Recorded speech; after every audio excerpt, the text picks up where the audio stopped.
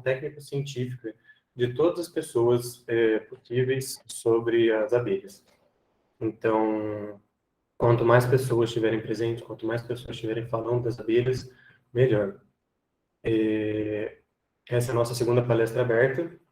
Nosso ministrante hoje é o Eduardo, ele que é formado em Engenharia de Alimentos pela Universidade Federal de Viçosa. Atualmente ele é doutorando em Microbiologia Agrícola, também pela Universidade Federal de Viçosa. E ele vai falar um pouco do potencial da microbiota de produtos de abelha sem ferrão para a produção de bebidas e outros fermentados. E esse é um tema, acredito, muito atual no Brasil e no mundo, já que tem um aumento crescente do número de empresas e indústrias de produtos artesanais fermentados, como cerveja, vinho, hidromel, entre outros também. Para começar, eu gostaria de pedir a todos para... Primeiramente, eu vou colocar para gravar a reunião. Já está gravando, perdão. Desculpa, esqueci. Eu gostaria de pedir a todos para manter a câmera e o microfone desligado durante a palestra. Ao final da palestra, vamos abrir para as perguntas.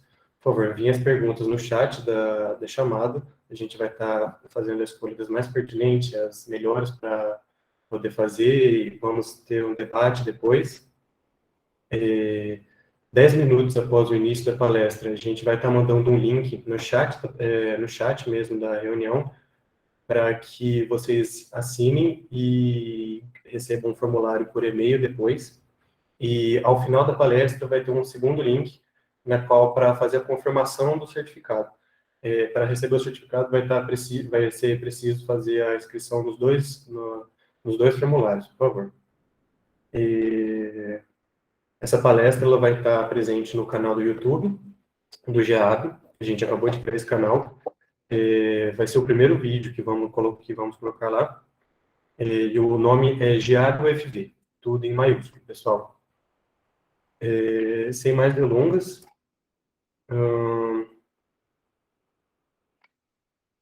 podemos começar a palestra. Eduardo, passo a voz a você, pode se apresentar, falar um pouco mais de você e dar início à palestra. Muito obrigado. Perfeito, obrigado, Lucas. Primeiro agradecer, o convite para poder falar um pouco aqui com vocês e a presença de todos vocês.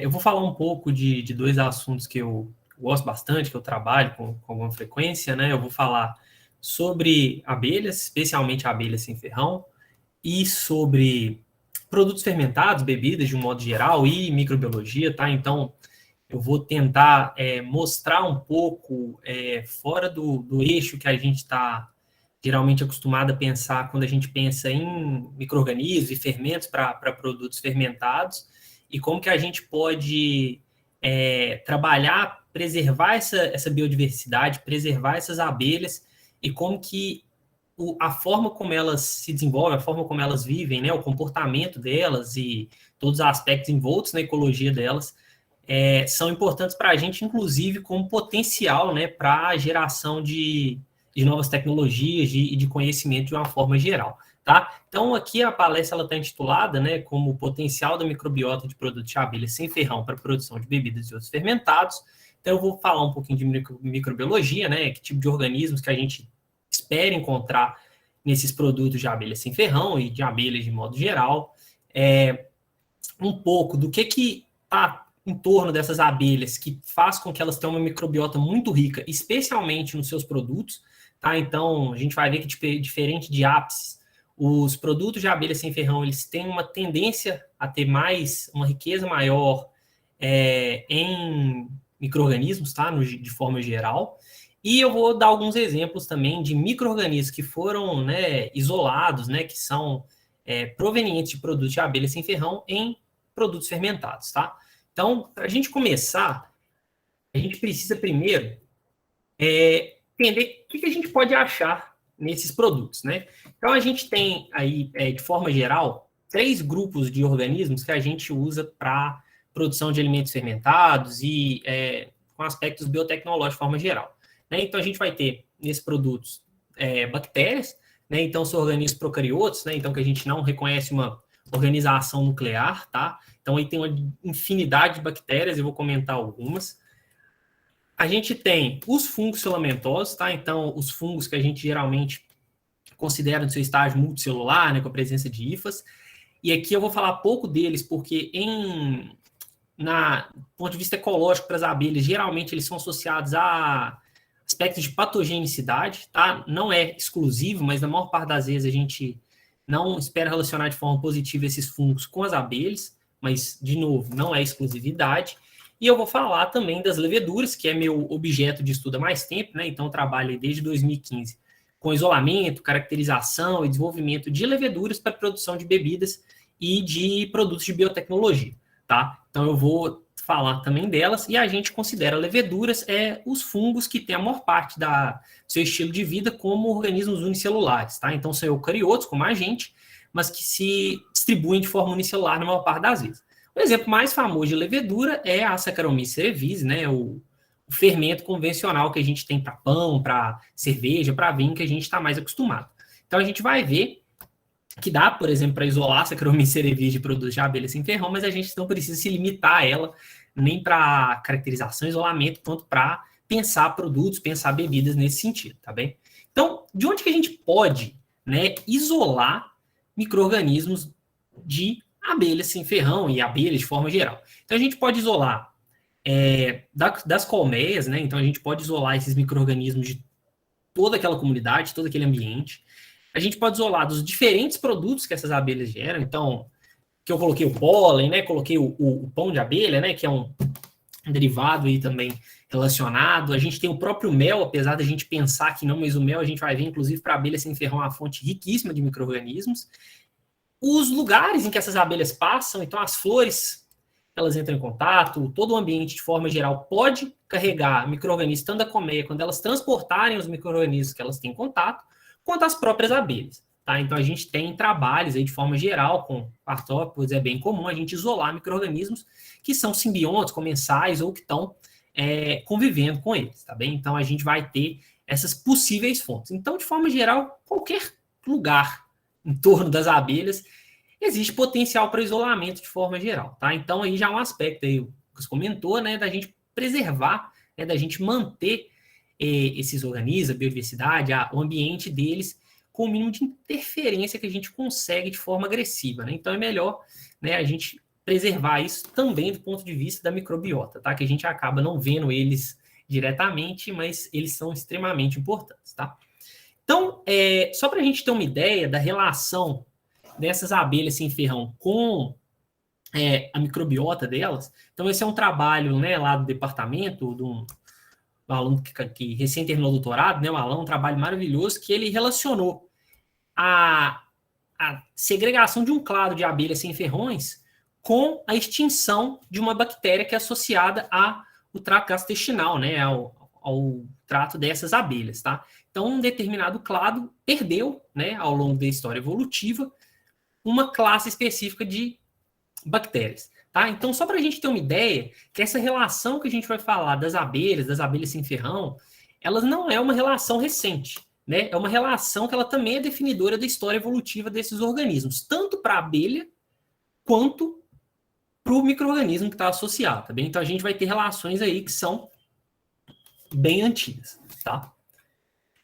Então, quando a gente pensa, né, em abelhas sem ferrões, geralmente a gente trabalhando com essa tribo, né, que é a Meliponine, e ela tem algumas características, igual eu comentei, que vão ser chaves para a gente poder fazer esse isolamento de micro-organismos, tá? Então, primeiro a gente pensar, né, que geralmente os colmeias, né, os ninhos dessas abelhas, são localidades em cavidades, né, que são seladas por resinas e pela própria cera de abelha, né? Então, a gente tem aí já um ambiente diferente do que a gente relaciona, por exemplo, com a apis, né?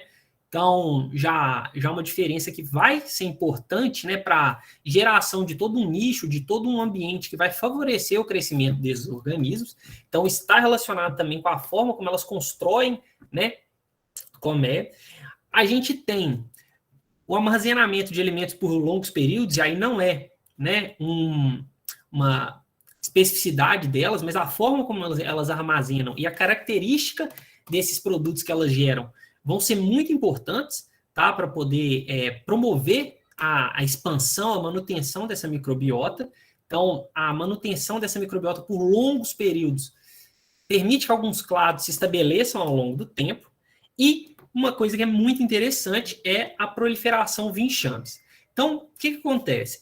Uma das formas de estreitar, né, essa relação entre a abelha, né, e os micro-organismos associados é a forma como muitas delas geram novos, né, se proliferam, geram novas colmeias. Então, nesse processo de proliferação via enxame, né, essa transferência de um inexistente para um recém-formado, né, então, a gente tem um carregamento de material, não só das abelhas em si, elas levam junto consigo materiais, produtos, alimento, e junto com isso tudo vão os organismos.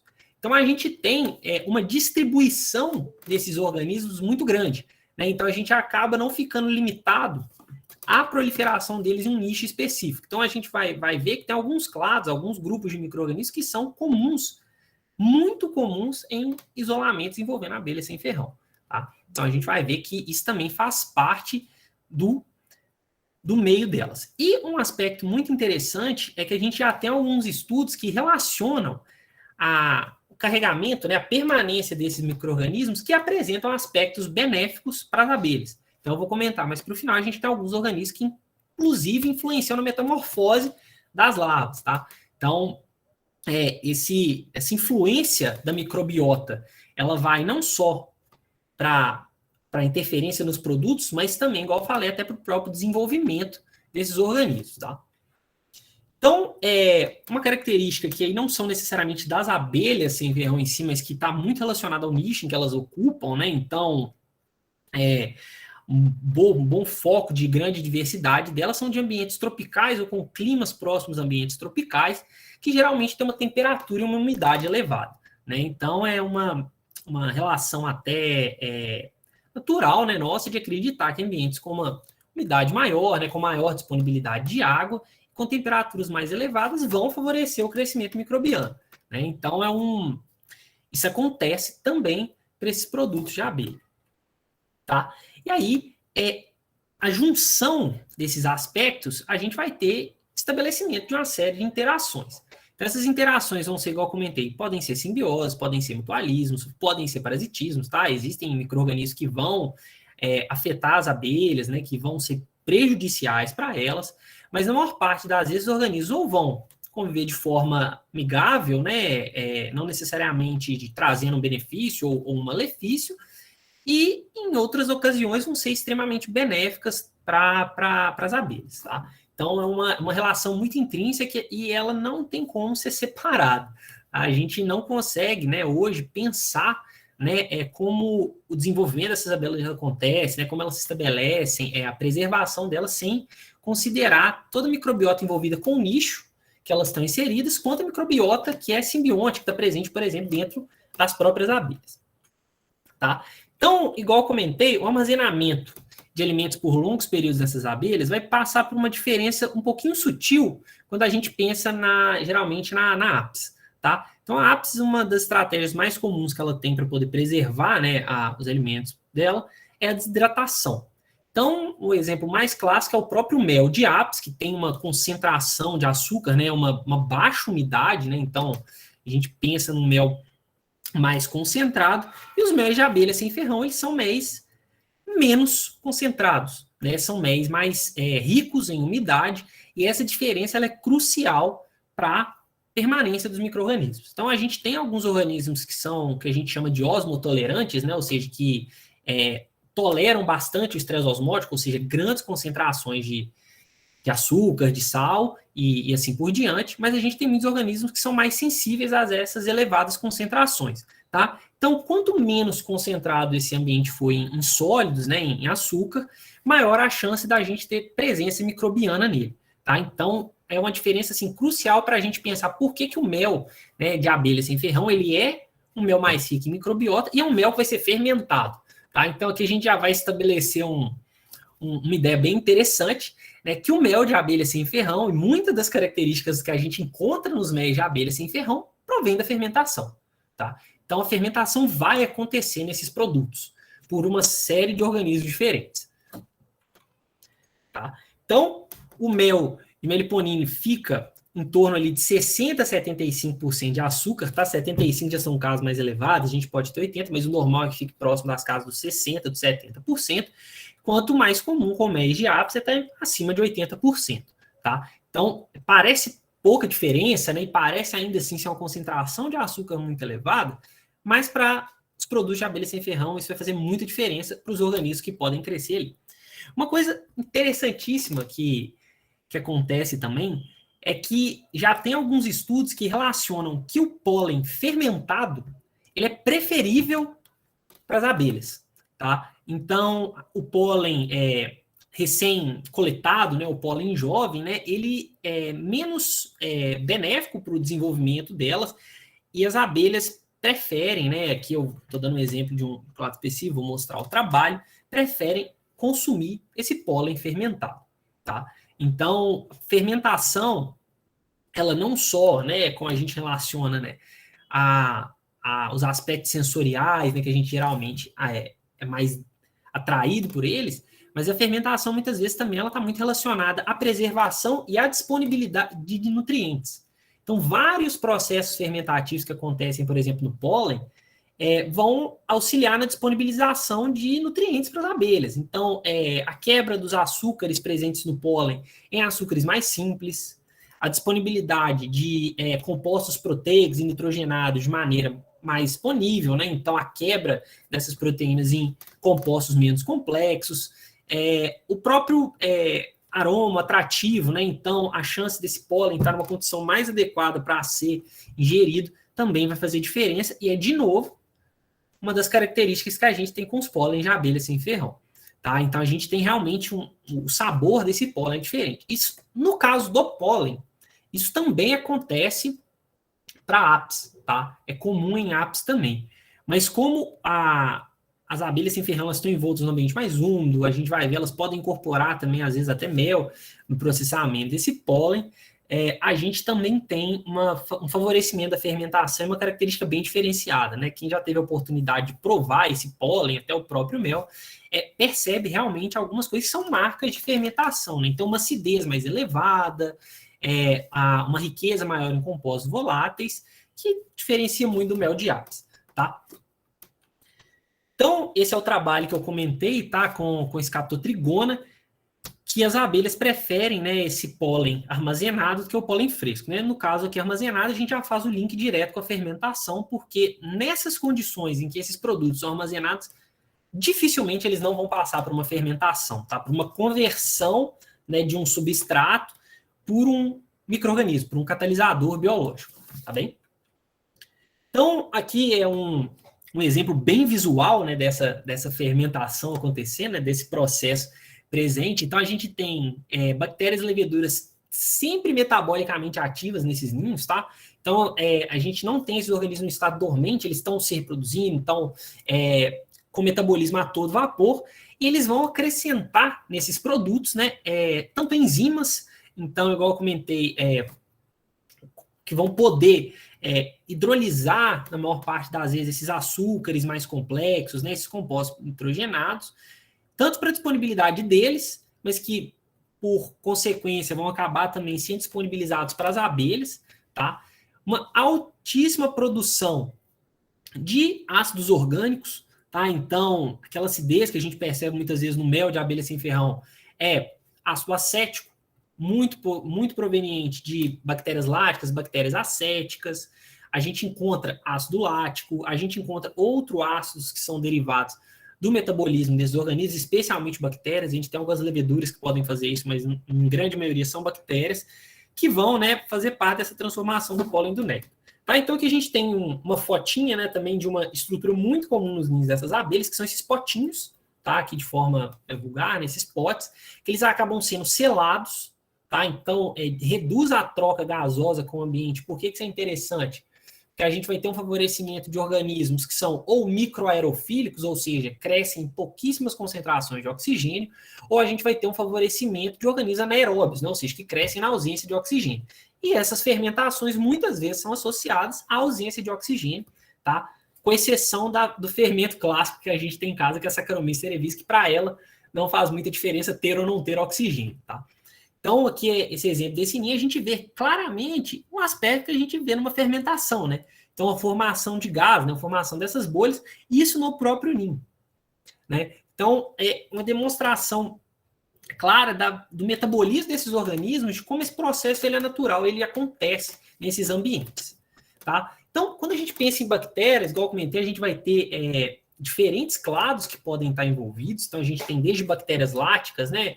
Então, aquelas bactérias que a gente associa com iogurte, né? Com derivados lácteos. Então, por exemplo, lactobacilos, né? Então, organismos que a gente geralmente considera desejáveis, né? Que não podem oferecer risco para a gente, mas a gente também tem organismos gram-negativos como Clostridium, mais difícil desenvolver, mas são organismos que a gente rastreia em produtos de abelha, né? Alguns organismos que são mais específicos, bacilos que vão ser muito importantes, tá? Então são gram-positivos porulantes, diferente das bactérias lácteas. Então eu não vou detalhar cada clado aqui, né? Porque senão fica parecendo também uma aula de taxonomia, mas a gente tem aí uma grande diversidade de organismos. E aqui, desde o ponto de vista de cultiváveis quanto não cultiváveis, tá? Então, aqueles organismos que a gente não consegue cultivar eles em laboratório, a gente detecta geralmente por métodos moleculares, metagenômica é a mais clássica, tá? Então, separei aqui dois grupos de bactérias que são interessantes para a gente agora, pensando em produtos fermentados, né? Porque se a gente pensa assim, esses organismos estão com metabolismo ativo no mel, no pólen, né? No próprio ninho, por que eles não podem também ser usados, né, para produção de alimentos? Trazer características que a gente percebe nesse produto de abelha para os fermentados que a gente consome. Em outro aspecto ainda, por que não usar esses organismos que têm uma capacidade proteolítica, lipolítica, né, que são benéficos para a disponibilização de nutrientes nas abelhas, por que não para a gente, né? Então a gente tem aqui nessa classe de organismos que vão trabalhar, né, nessa disponibilização de nutrientes, os bacilos. Então eu vou dar um exemplo aqui de isolamento, né, de bacilos para serem utilizados como probióticos, tá? Tanto para serem adicionados durante a produção de alimentos, quanto para ingestão em cápsulas, né? Então, é bem comum agora a ingestão de probióticos em cápsulas, tá? Então, esses probióticos, eles são probióticos também para as abelhas, muitas vezes, tá? A gente consegue isolar bifidobacterium, bacilos do trato gastrointestinal das abelhas, e eles têm um papel, né, de disponibilização de nutrientes para os organismos, mas eles também podem ser usados, né, para serem probióticos para a gente, tá bem? Então, isso é bem interessante para a gente considerar esses fatos. Eu vou comentar algumas coisas que a gente procura quando a gente pensa num probiótico, quando a gente está isolando eles. E, do ponto de vista agora tecnológico, né, de produção de alimentos fermentados, a gente pode isolar bactérias lácteas. Então, aqui tem dois grupos, tá? Lactobacilos e fructobacilos, é uma classificação taxonômica nova de bactérias lácteas, tá?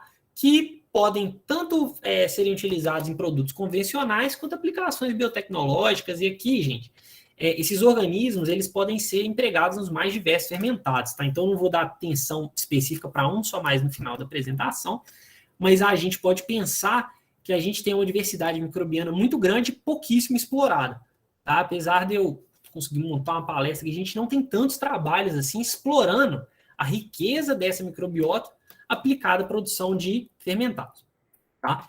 Então, aqui é o exemplo que eu comentei, né? Então, aqui é um grupo da Malásia, tá? A gente tem... fizeram um trabalho bem interessante, né? Isolando diferentes grupos de bacilos ao longo do território, tá? De Heterotograma nitoma, tá? Aquela foto que eu mostrei também é deles, tá bem? Então, a gente tem um grupo similar fazendo isolamento aí de diferentes abelhas sem ferrão, tá? Então, aqui já direto dos produtos, tá? Então, do pão de abelha, né? Do bee bread, consegui pensar muito bem numa tradução melhor, tá? Do próprio própolis e do mel. E aí, para a gente escolher esses organismos, a gente tem algumas coisas que a gente procura. Então, se você pensa no organismo que vai ser probiótico, né? Então ele precisa estar ativo no seu trato gastrointestinal, ele precisa ser resistente, né, às condições que a gente tem ali. Então, acidez, salinidade, presença de sais biliares, a temperatura do corpo humano, tem muitos organismos que são sensíveis a essas temperaturas, não ser patogênico, né, ou não produzir toxinas que vão ser maléficas para a gente, tá? Então a gente não espera que um probiótico faça mal para a gente, tá? E que seja capaz de fermentar carboidratos, ter aquela atividade enzimática que vai quebrar esses açúcares mais complexos no nosso trato e disponibilizar para a gente, tá? Além disso, esses organismos ainda podem ser utilizados para a produção de fermentados, igual eu comentei.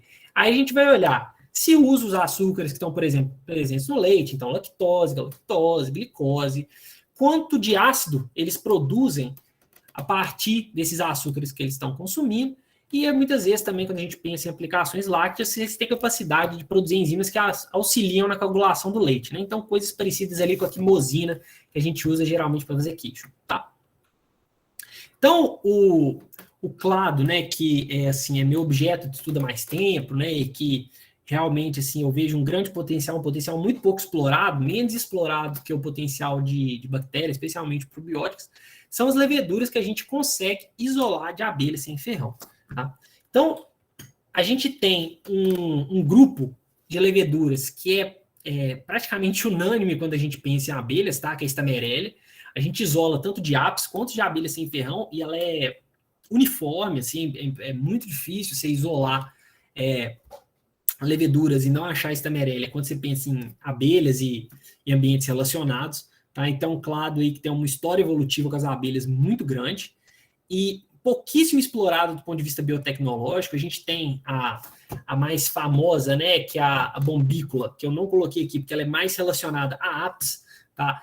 Para a produção de alguns compostos lipídicos e para funcionar em emulsões, mas ela também tem um potencial para aplicação em fermentados, tá? Quando a gente pensa nessas leveduras não convencionais. Então, essas são as espécies mais relacionadas à abelha sem ferrão. E a gente tem também um grupo de leveduras que é muito encontrado no mel e em alimentos de forma geral, tá? Que é Zygossaccharomyces, que geralmente a gente relaciona com deterioração de alimentos. Tá? Então, quando a gente tem alguma coisa que cresce, que a gente fala assim, nossa, não é possível que tenha alguma coisa crescendo na minha geleia, crescendo, né, no meu alimento que pô, é ácido pra caramba, tem bastante açúcar, o que está acontecendo? Geralmente as Zygossaccharomyces ou leveduras similares. Tá? Elas têm uma resistência a esse teor de sólidos muito alto e uma resistência a ácidos muito grande. Tá? Então elas elas se favorecem nessa competição para esse ambiente, né, e conseguem se desenvolver.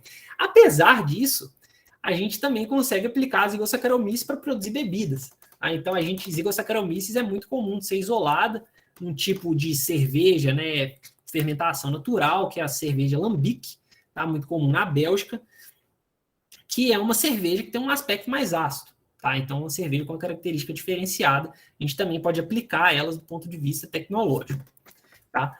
E aí, igual eu comentei, né, que a gente pode ter a história evolutiva, o desenvolvimento, né, a simbiose dessas leveduras com as abelhas, e aí até a metamorfose, a Scaptrogona depilis, né, conhecida como abelha canudo, a relação dela com essas leveduras e com um fungo também, que é o Monascus ruber, ela é tão profunda que ela é necessária para que ela passe pela metamorfose, tá? Então, o etanol produzido e os álcoois superiores, né, então aqueles compostos que geralmente dão aroma, sabor para vinho, né, para cerveja e para outras bebidas, né, geralmente aroma de rosa, banana, frutados, que a gente tem ésteres e álcoois superiores aí que são muito importantes. Para as abelhas, eles estimulam a produção de esteroides, tá, e desencadeiam, junto com um clado de Zygossaccharomyces e o Monascus ruber, a metamorfose dessas abelhas. Tá? Então, uma passagem do estado larval para um estado mais desenvolvido. Então, é uma relação que também se tornou tão intrínseca, né, que chega a ser simbiótica. Tá? Então, esse aqui é o trabalho, né, que fez essa descrição, um trabalho bem recente, um trabalho bem bacana, recomendo bastante para explorar um pouco, né, essa relação entre os dois. Tá? Então, igual eu comentei, que a gente tem poucos trabalhos, né, usando essas leveduras não convencionais, né, diferentes das Saccharomyces, que são as que a gente usa para a produção de fermentados.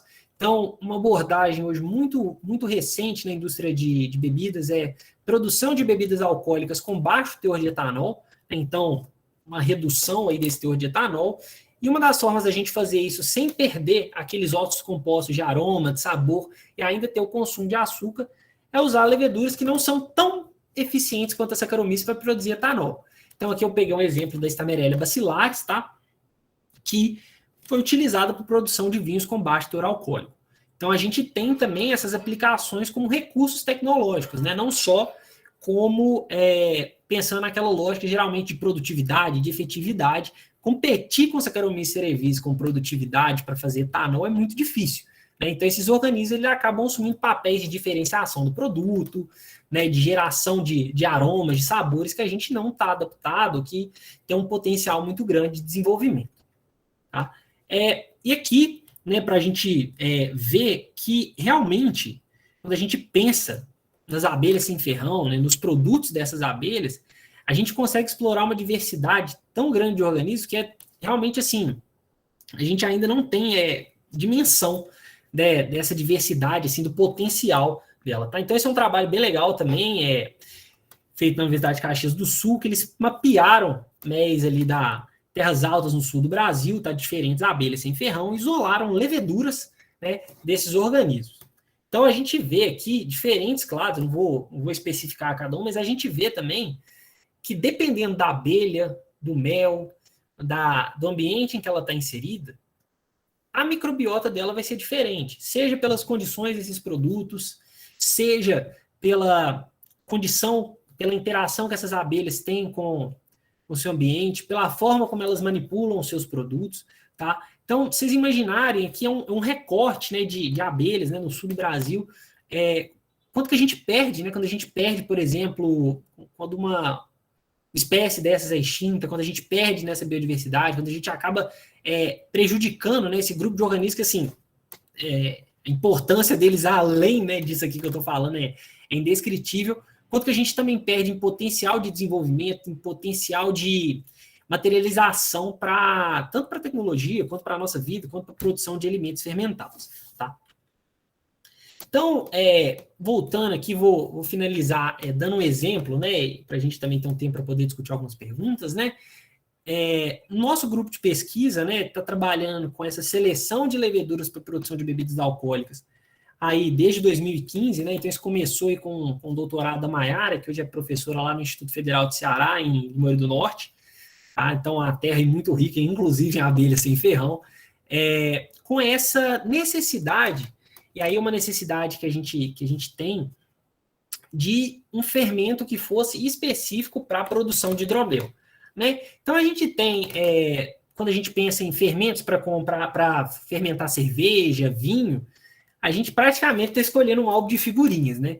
A gente joga na internet aqui, a gente vai achar as mais diferentes leveduras para as mais diferentes bebidas e a gente vai conseguir ter uma versatilidade muito grande do que a gente consegue de aroma, de sabor, de produtividade, de resistência e assim por diante.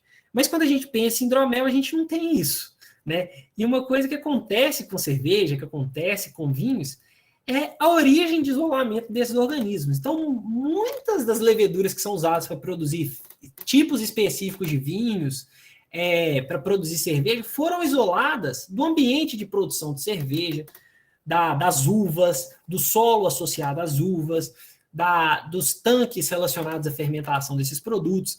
Então, as características, quando a gente pensava na fermentação natural, então, por exemplo, no aroma do mel de abelha sem ferrão, né? Essas características muitas vezes são provenientes da microbiota que está ali presente.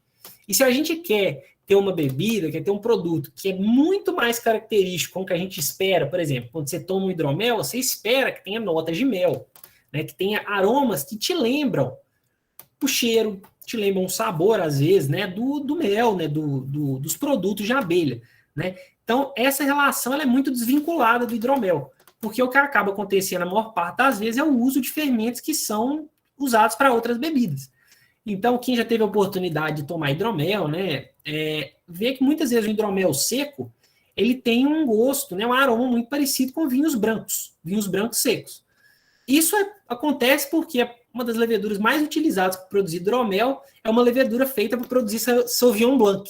Né? Então, aqueles voláteis que a gente relaciona com vinho branco, que vem da levedura, vão para o hidromel também, tá? Então, isso acaba acontecendo. Então, pensando nessa necessidade, né, a gente pensou assim, onde a gente vai isolar esses organismos, se não nos produtos de abelha, né? Então, a gente fez isolamento tanto de produtos de abelha sem ferrão, tá? Então, a gente trabalhou com duas espécies, com a abelha jataí, né, que é a abelha sem ferrão, acredito que mais famosa, né? e a abelha iraí, tá? Então, aqui quando a gente vê J é de abelha jataí, I de abelha iraí, e a gente também tentou isolar de mel de apis, tá? E mel de apis foi o pior meio para poder isolar micro-organismos.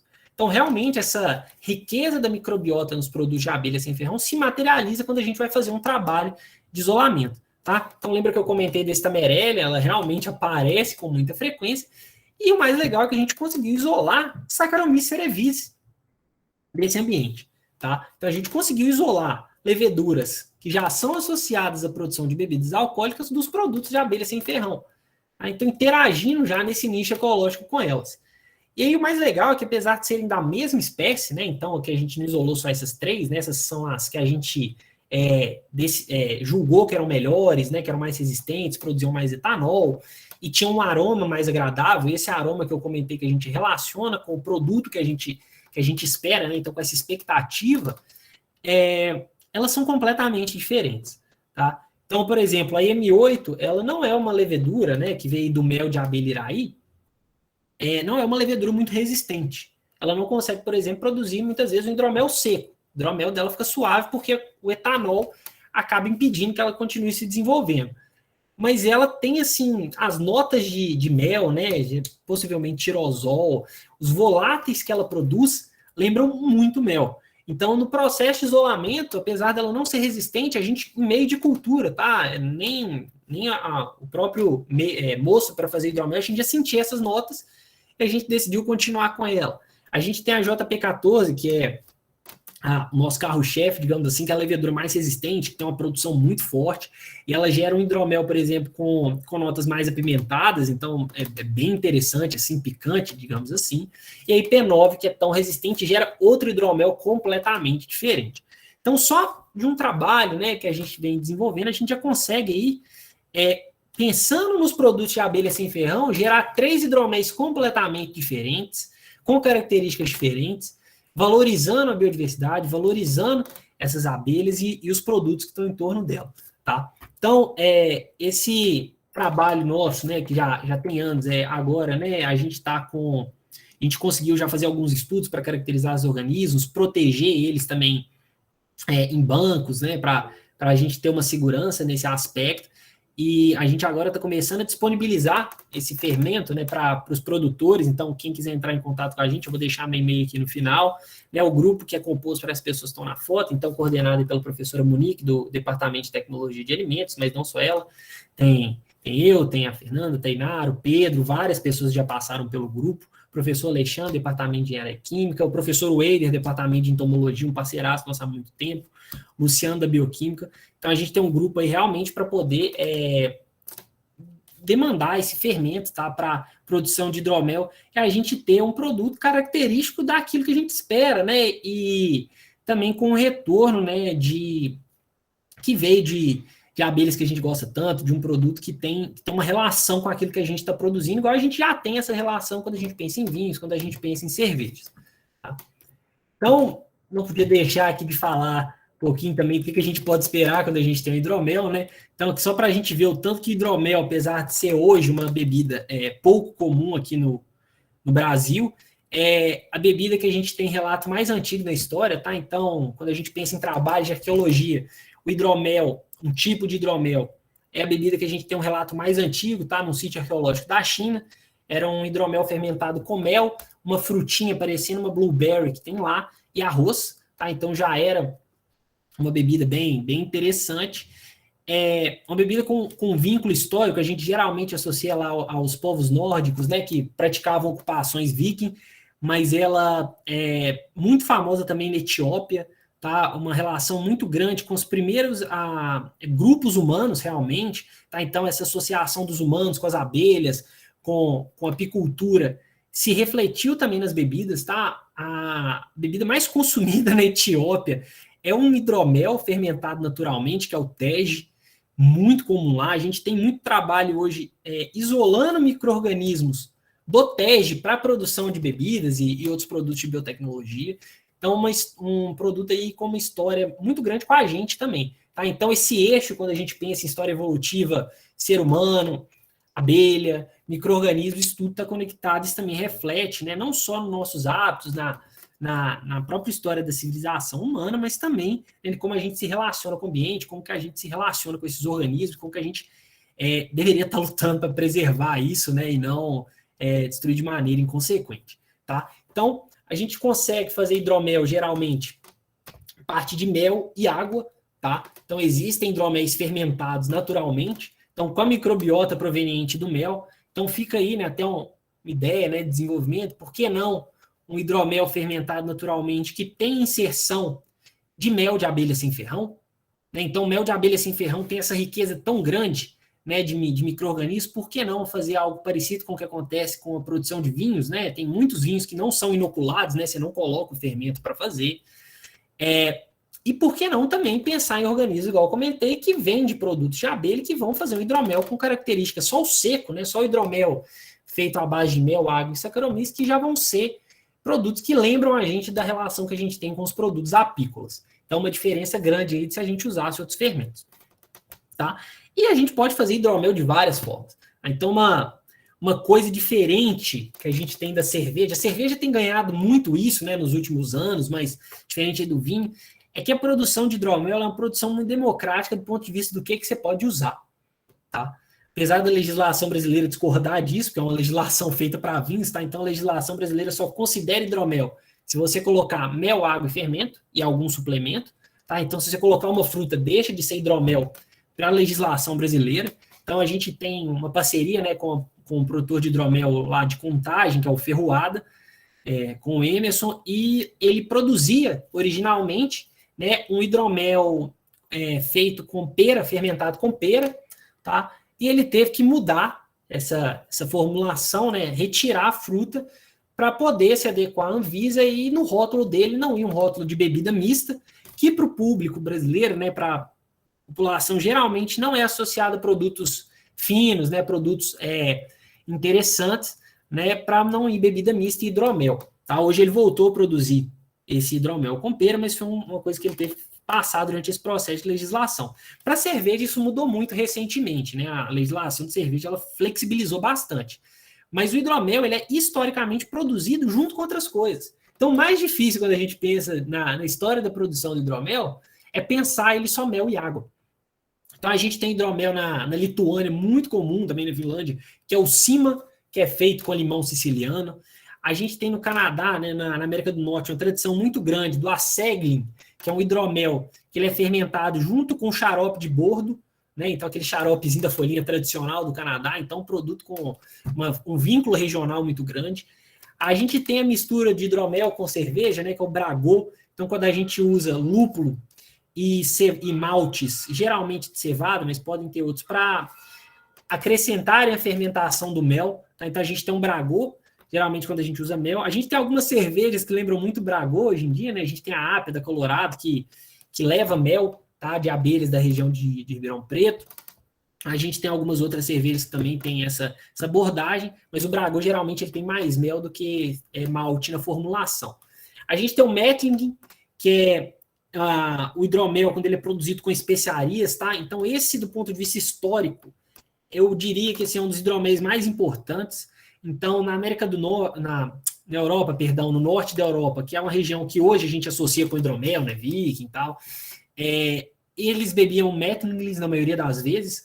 Então, tanto para auxiliar na preservação desses produtos, então quando você acrescenta especiarias, por exemplo, tomilho, manjericão, no hidromel, tanto antes da fermentação quanto da maturação, ele vai ficar tanto sensorialmente quanto auxilia na preservação, óleos essenciais desses produtos. Então era muito comum. Na Rússia, a gente tem alguns tipos de hidromel específicos que são bebidos quentes, que levam especiarias. Na Polônia, que hoje é o país que produz hidromel com mais voracidade, tá? Os hidroméis, assim, eu diria mais fortes. A gente tem grupos que pesquisam muito hidromel na Polônia, por incrível que pareça, e eles têm hidroméis, por exemplo, que fermentam por anos, tá? Que levam uma quantidade de mel absurda, então eles de tempo em tempo eles repõem esse mel, enterram, e é um produto de fermentação natural, tá? Ele não é inoculado, chega a teores alcoólicos ali próximo de 20%, 18%, é um produto bem interessante. Felizmente eu nunca tive a oportunidade de provar, é bem complicado de achar por aqui. E uma série de outros produtos, tá? Então, quando a gente põe maçã, vira Sizer, tá? Então, seria aí uma bebida pensada para ser como uma cidra junto com hidromel. Quando a gente coloca frutas que não são essas que estão aqui citadas, a gente chama de melomel, tá? Então, fermentação de hidromel com outras frutas, extremamente comum também. E o Pint, que é uma mistura da fermentação do vinho com a fermentação do hidromel, tá? Então, a gente pode usar uvas brancas, uvas tintas, fazer um processo parecido com o processo de fermentação do vinho tinto, só que acrescentando mel. E aí a gente tem uma diversidade, né? O perfil da criatividade é muito grande, né? Como o mel é uma matéria-prima muito receptiva, né? Então a gente consegue elevar o poder do mel, né? O aspecto sensorial agradável dele de tantas formas, e a gente tem uma visão muito grande do que a gente pode fazer, tanto do que a gente pode acrescentar, quanto dos organismos que a gente pode utilizar. Pensa os horizontes da gente usar uma bactéria lática aqui, igual a gente tem com as cervejas do tipo sour, né? Só que para fazer um hidromel também com aspectos acidificados. Tem alguns trabalhos com isso, mas é algo bem incipiente. Imagina utilizar uma Stamerella, né? Uma dessas leveduras não convencionais que a gente isola para fazer uma fermentação mista com a Saccharomyces e gerar um produto também com aspecto, com aroma extremamente diferenciado. Então a gente tem muita coisa que a gente pode explorar aí que não está explorada e retornar isso também para o produtor, tá? Uma coisa muito legal do hidromel é que muitas vezes o produtor ele recorre à produção de hidromel, vinagre de mel, né, até aguardente de mel, com méis que não são bem recebidos pelo público, tá? Então méis mais escuros, ricos em minerais, dá um hidromel maravilhoso, aquele mel mais escuro fica muito bonito, tá? Então geralmente o público não aceita bem no mercado, apesar de ser um mel que poderia ser consumido de forma natural, tá? Então, méis que às vezes não atingem, igual eu comentei, aquele teor de açúcar tão elevado, né? Então, a gente tem também um recurso muito bom para o produtor, né? Para trazer valor para a propriedade, para a gente pensar numa economia circular, numa economia mais sustentável também, né? Gerando um produto que eu acredito que, assim, eu sou apaixonado e eu acho que tem tudo aí para também agradar muita gente, tá? Então, eu fico à disposição, tá? Tanto para responder perguntas, se vocês quiserem saber mais sobre o que a gente trabalha lá no departamento, nos laboratórios, tá?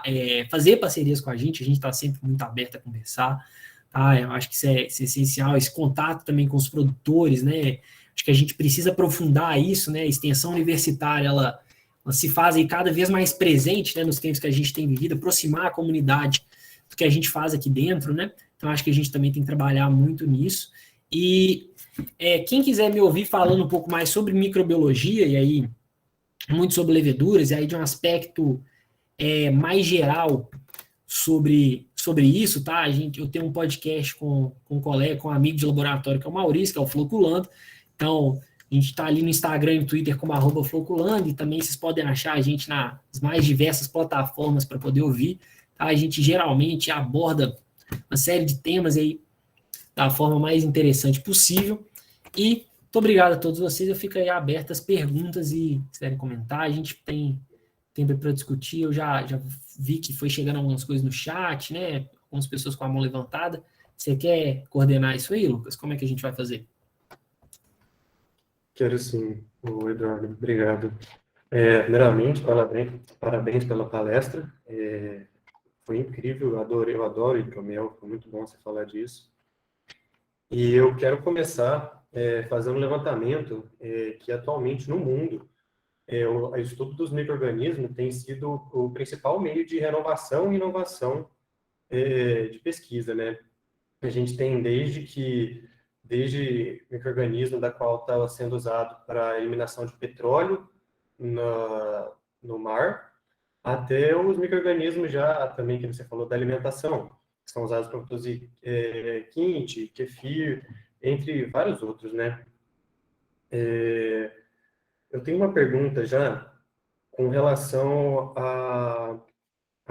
pessoal, a gente vai estar disponibilizando agora o segundo link no chat, vai estar sendo enviado agora. As perguntas, por favor, enviem também no chat, que a gente vai estar fazendo agora. Qualquer dúvida também, essa palestra vai estar sendo gravada, já está sendo gravada, e a gente vai disponibilizar ela no YouTube do GEAB UFV. Ainda não tem nada lá, mas essa vai ser o primeiro vídeo postado lá. É só digitar GAB UFV, tudo em maiúsculo, e os certificados vão estar sendo enviados via e-mail para vocês.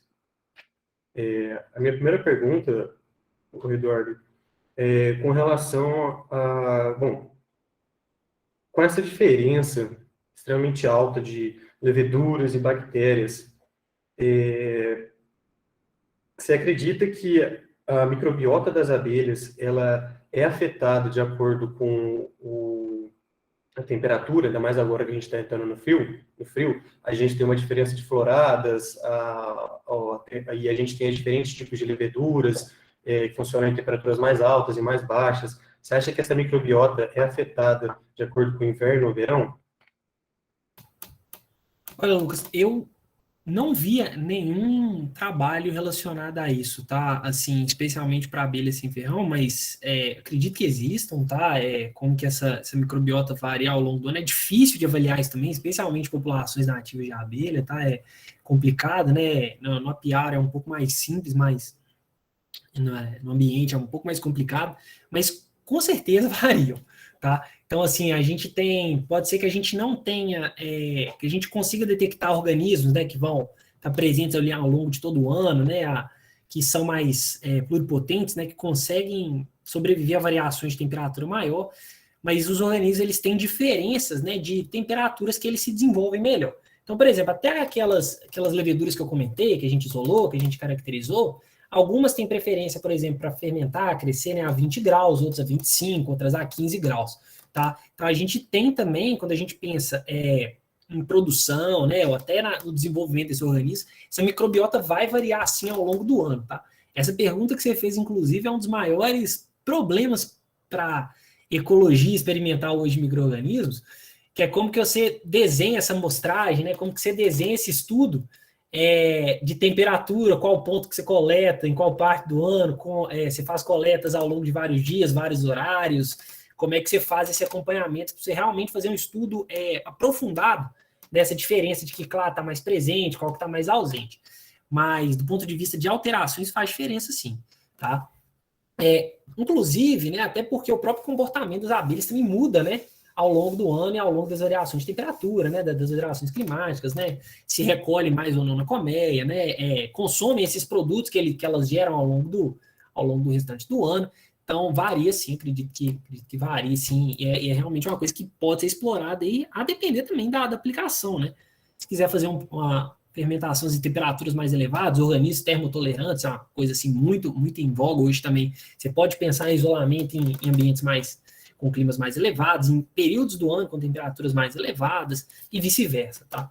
Isso realmente tem uma aba boa para trabalhar aí. Isso é muito interessante, realmente, né? Dadas as diferentes floradas que a gente tem ao longo do ano. Sim. E a diferente temperatura também que as abelhas passam dentro da colônia. O Gustavo Alan, ele mencionou sobre o Clostridium, que, para quem não sabe, é a bactéria responsável pelo botulismo.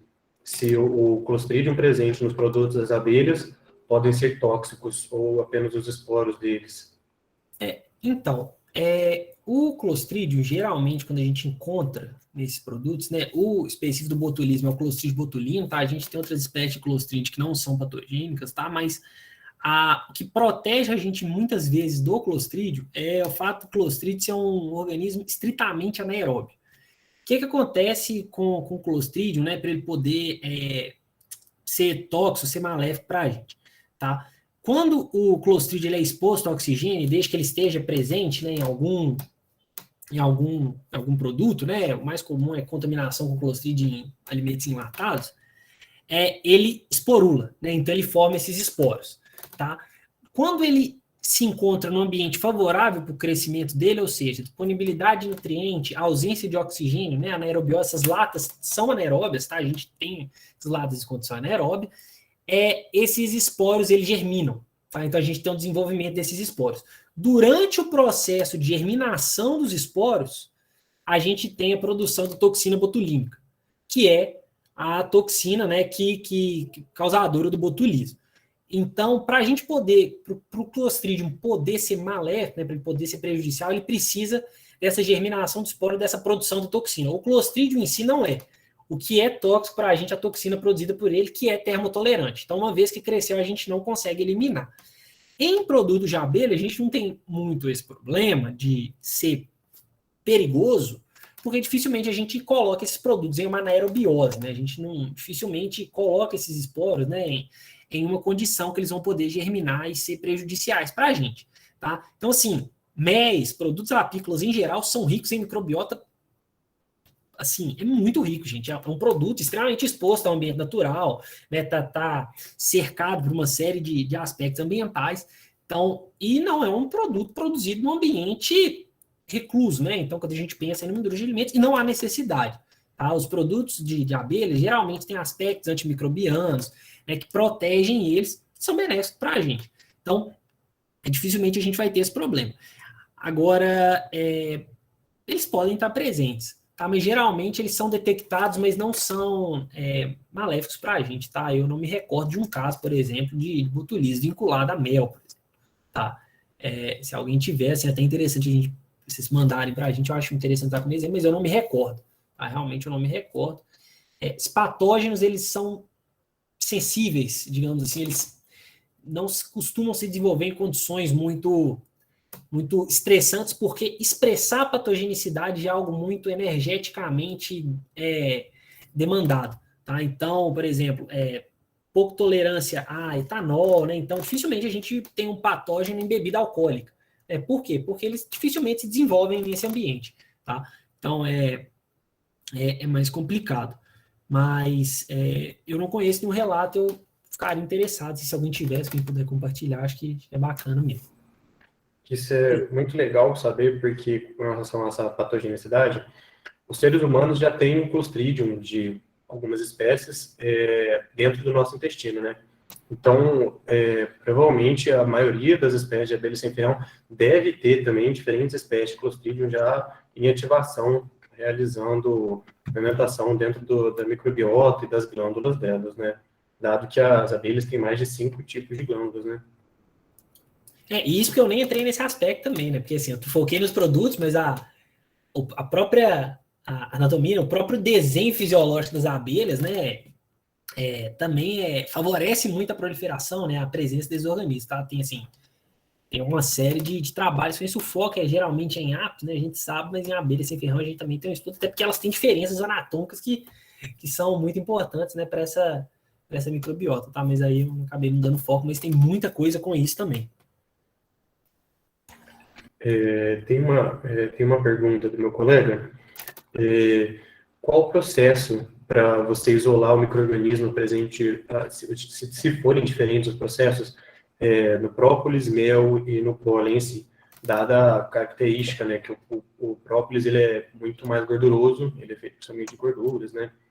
O mel é basicamente proteína, o pólen é basicamente proteína e o mel é basicamente carboidrato. Tá, perfeito. Então, quando a gente pensa em fazer um isolamento, eu vou falar de forma geral, tá, de micro-organismos, especialmente de organismos cultiváveis, tá?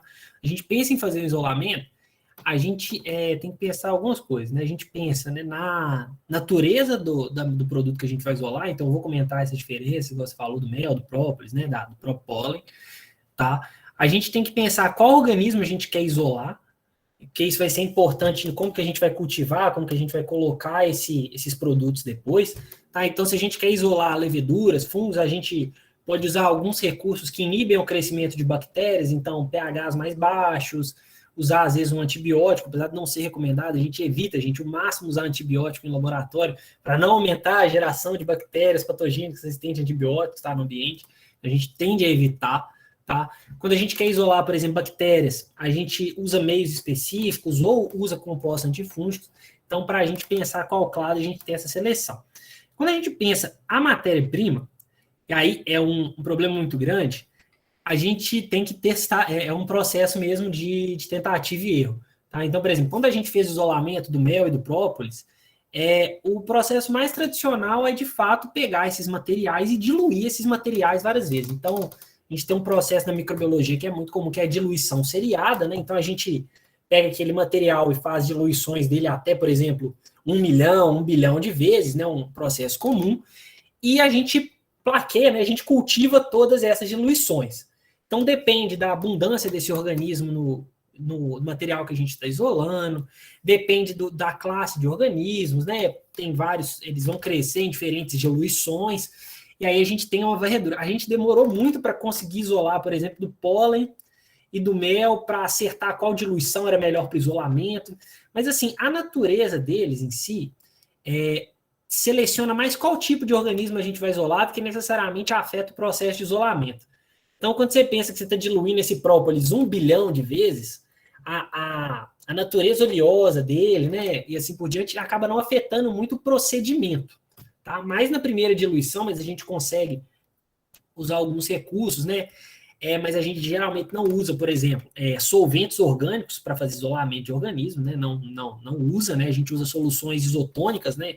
Então, soluções salinas, soluções peptonadas, e aí a gente vai tentando realmente diluir e manter aquilo lá o mais homogêneo possível. No mel é tranquilo, tá? Diluir o mel em água é bem tranquilo, a gente não tem problema, mas aí realmente é uma tentativa e erro. Não existe uma receita para isolamento, tá? Você tem que testar diferentes meios, diferentes diluições, diferentes condições.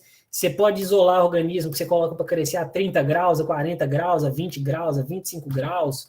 Isso vai muito do porquê que você está isolando, né? Então, se você está fazendo uma análise exploratória, não uma análise ecológica, você tenta pegar o máximo possível e geralmente se alheia isso a métodos moleculares. E quando você está tentando isolar um organismo com aplicação biotecnológica, você foca naquele organismo que você quer, na aplicação que você quer. Então, como a gente estava isolando levedura, por exemplo, a gente plaqueou, a gente cultivou no meio com uma acidez elevada, tá? Que prejudica a maior parte das bactérias. Tem bactérias que conseguem crescer, mas são menos, e as leveduras crescem bem. Então, a gente vai selecionando para poder adaptar, mas a matéria-prima, então, por exemplo, ela não afeta tanto quanto as escolhas que a gente vai fazer, tá? É diferente, por exemplo, de isolar do solo. Então, solo é muito comum fazer isolamento de micro-organismos do solo. Solo tem micro-organismo, sim, à torta e direita. Então, você tem que diluir muito, fazer várias diluições específicas, e escolher qual tipo de meio você vai usar. É difícil, às vezes, separar os organismos, porque tem muita variedade. Apesar desses produtos que eu comentei serem ricos em microbiota, perto do solo eles são pobres, tá? Então, às vezes a gente pensa, às vezes, até algumas concentrações, tá? Mas, por exemplo, isolar de frutos é muito diferente de isolar de solo, às vezes da mesma planta. Você pega a raiz, isola do fruto, e você tem uma variedade, uma técnica muito diferente, tá? Mas realmente acaba variando. E para produto apícola, a gente basicamente faz diluições regulares e plaqueamento, tá? Não afeta muito. Própolis é difícil isolar micro-organismos, tá? A quantidade de composto antimicrobiano que tem ali dentro é absurda, né? O pessoal, inclusive, usa própolis como teste para antimicrobiano, tá? Então, isolar micro-organismo do própolis, apesar de ser possível, é muito complicado, tá? Muito complicado. Imagino mesmo, né? Dado que o própolis tem mais de 300 substâncias aí, entre antibacterianos, antivirais, antifúngicas, antioxidantes, óleos essenciais, né, que auxiliam no metabolismo do organismo. Eu queria aproveitar esse gancho de falar do isolamento. Alguma levedura se mostrou muito mais agressiva que as outras durante o estudo, porque algumas têm a capacidade de... aliás, qual o meio de plaqueamento, o meio de inoculação que vocês usaram para esses micro-organismos, e qual meio que vocês usaram, e se alguma se mostrou muito mais agressiva, né? Dado que elas vêm direto da microbiota interna mesmo das abelhas. Então, para isolar a levedura, a gente usa meio básico mesmo, tá? Pode ser BDA acidificado, tá? Que é o meio à base de caldo de batata e glicose, tá? A gente, igual eu comentei, a gente acidifica para diminuir o crescimento de bactéria, mas é um meio simples, tá? A levedura é mais relativamente tranquilo de isolar. Não sei se vocês repararam, teve uma prevalência muito grande de Stamerelli, a gente teve vários isolados para Stamerelli, tá? Isso depende realmente da adaptação daquele nicho, né, de como ela está adaptada. Então, provavelmente é uma levedura osmofílica, né, ou seja, resiste a altas concentrações de substrato, adaptado às condições do mel, tem uma relação com a abelha, igual eu comentei, em um caso ali até simbiótica, então é benéfico também para a abelha manter aquele organismo com populações elevadas, né? E a agressividade, igual você comentou, a gente não avaliou das nossas leveduras ainda, mas a gente sabe que algumas leveduras, tá? Saccharomyces tem bastante, algumas tem, hoje alguns fermentos, inclusive, falam se a levedura é ou não, tá? Para você poder usar em produtos, em coculturas, em fermentações mistas, mas as leveduras, elas têm um fenótipo que a gente chama de killer yeast, né? Um fenótipo assassino, né? Que é o seguinte, a gente tem um vírus associado à levedura, tá? Um vírus de RNA, que ele não consegue se replicar fora da levedura, tá? A gente, inclusive, não sabe ainda, do ponto de vista evolutivo, como esses vírus foram assimilados pela levedura do seu material genético, tá? Porque ela não tem um estágio que a gente chama, né? Um estágio fagocítico, né? Um estágio fora da célula, né? Então ela só existe em estado lisogênico, né? Associada à levedura, mas esse vírus, ele produz uma toxina, tá? E esse vírus, além de produzir a toxina, ele produz a antitoxina. Então, ele produz um antídoto para essa toxina. Então, a levedura que tem o vírus, ela tem esse killer phenotype, ela produz a toxina, joga no meio, mas ela também tem um antídoto. O problema é que as outras leveduras que estão no meio, que não tem o vírus, não tem um antídoto. Então, ela mata essas leveduras, tá? Então, a gente tem uma série de leveduras que tem killer phenotype, tá? Saccharomyces cerevisiae, as linhagens que são muito famosas para produção de bebidas, a maioria é killer positivo, tá? Tem esse killer phenotype. Então, às vezes você tenta fazer uma cocultura com uma levedura que não tem um vírus associado, produzir essa antitoxina, e você não consegue, você falha. Por quê? Porque a levedura não consegue crescer, porque a Saccharomyces produz a toxina, tá? E essa produção dessa toxina, ela é associada a vários aspectos. A próprio contato célula-célula entre uma levedura e outra pode estimular a produção da toxina, tá? A replicação do vírus dentro da levedura. Então, a gente tem isso. E outras leveduras também tem, tá? A gente tem menos trabalho com isso, porque a levedura que não é Saccharomyces é realmente menos estudado. A gente tem hoje na ciência um movimento grande para estudar leveduras não convencionais, mas a gente tem outras leveduras que tem killer phenotype. A Tolulaspora delbrueckii, né, que é um outro fermento aí de cocultura muito famoso, até para vinho, ela tem killer phenotype, tá? Existem linhagens que são positivas, né, que produzem essa toxina que mata. Então, por exemplo, no caso da levedura ter o vírus, é ali um dualismo. Às vezes é benéfico, ecologicamente falando. Tá? Então, a gente também tem esse aspecto. Eu não comentei de vírus aqui porque não tem uma aplicação tão direta assim com produções fermentadas. Tá? Mas a gente também consegue isolar vírus desses produtos, né? É bem comum, inclusive. Mas a levedura pode apresentar isso sim. Então, tem todo um aspecto. E aí isso influencia na ocupação dela do nicho. Mas aí vai junto com a capacidade de usar a fonte de açúcar. Então, essas leveduras que a gente isolou usam muito bem glicose e frutose, tá? Que são os principais açúcares presentes no mel. Diferente do que você pensa numa levedura cervejeira, que é especializada em uso de maltose, tá? Então, resistência a compostos que estão presentes ali, então, alguns ácidos, né? Então, a gente tem uma série de aspectos que convergem para você ter uma população de micro-organismos maior ou menor dentro de um material ecológico, né? Aí depende do material, da população, dos organismos que estão ali presentes. Igual você comentou, até a própria temperatura que você está com aquele material, ele vai ter um grupo mais ou outro. Então, isso tudo influencia, né? É muito difícil a gente falar assim, ela foi mais agressiva, ela é mais predominante por causa disso, né? A gente precisaria realmente fazer outras associações.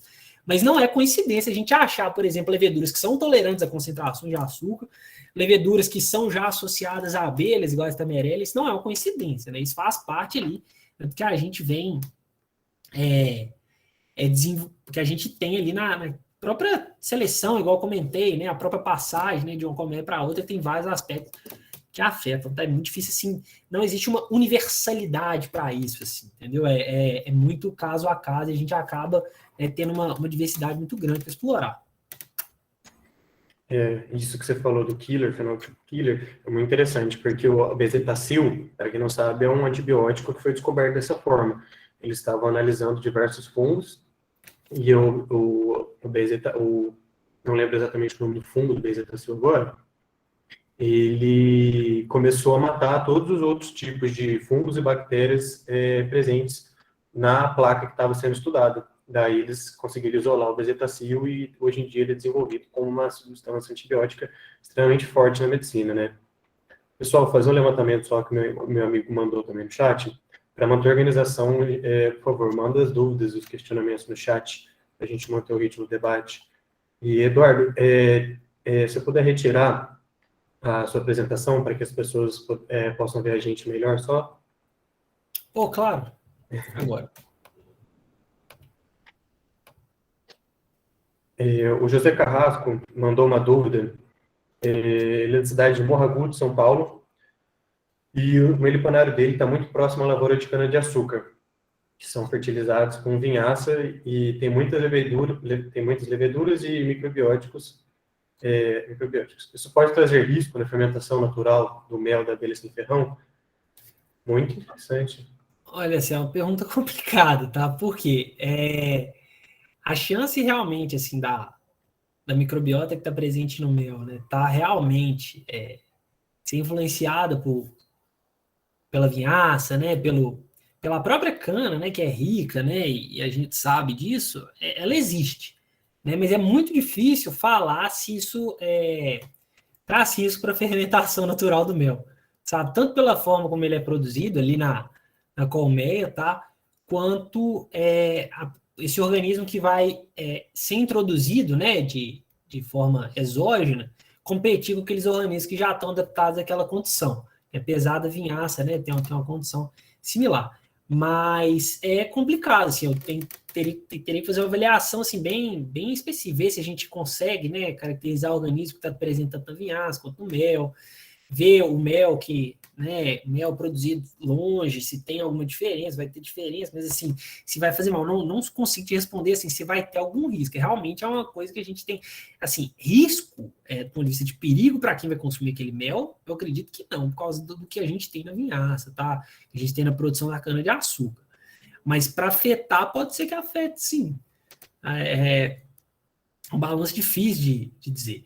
Eu acho que realmente é uma pergunta muito boa. Assim, eu acho que tem um aspecto legal para a gente sabe, né, que o ambiente, né, que a interferência humana, né, ao redor tanto das abelhas nativas, né, quanto dos apiários influencia até no comportamento da abelha, no desenvolvimento dela, né, influencia de forma assim, de forma global, né.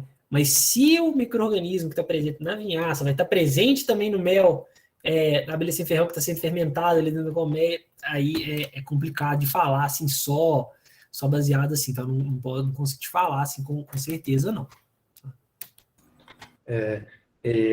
Pensando na Apis mesmo, como ela é muito generalista, a gente vê muito ela no bagaço de cana ali, quando tem alguma garapeira, algum moedor de cana que vende caldo de cana mesmo no bairro, na cidade, a gente sempre vê muita abelha Apis ali, né? E a fermentação do açúcar que está no bagaço é muito rápido, principalmente quando a pessoa que está fazendo ali o caldo de cana não lava direito a cana. Então pode ser mesmo, isso é um objeto de estudo muito interessante. O José Carrasco tem mais uma pergunta.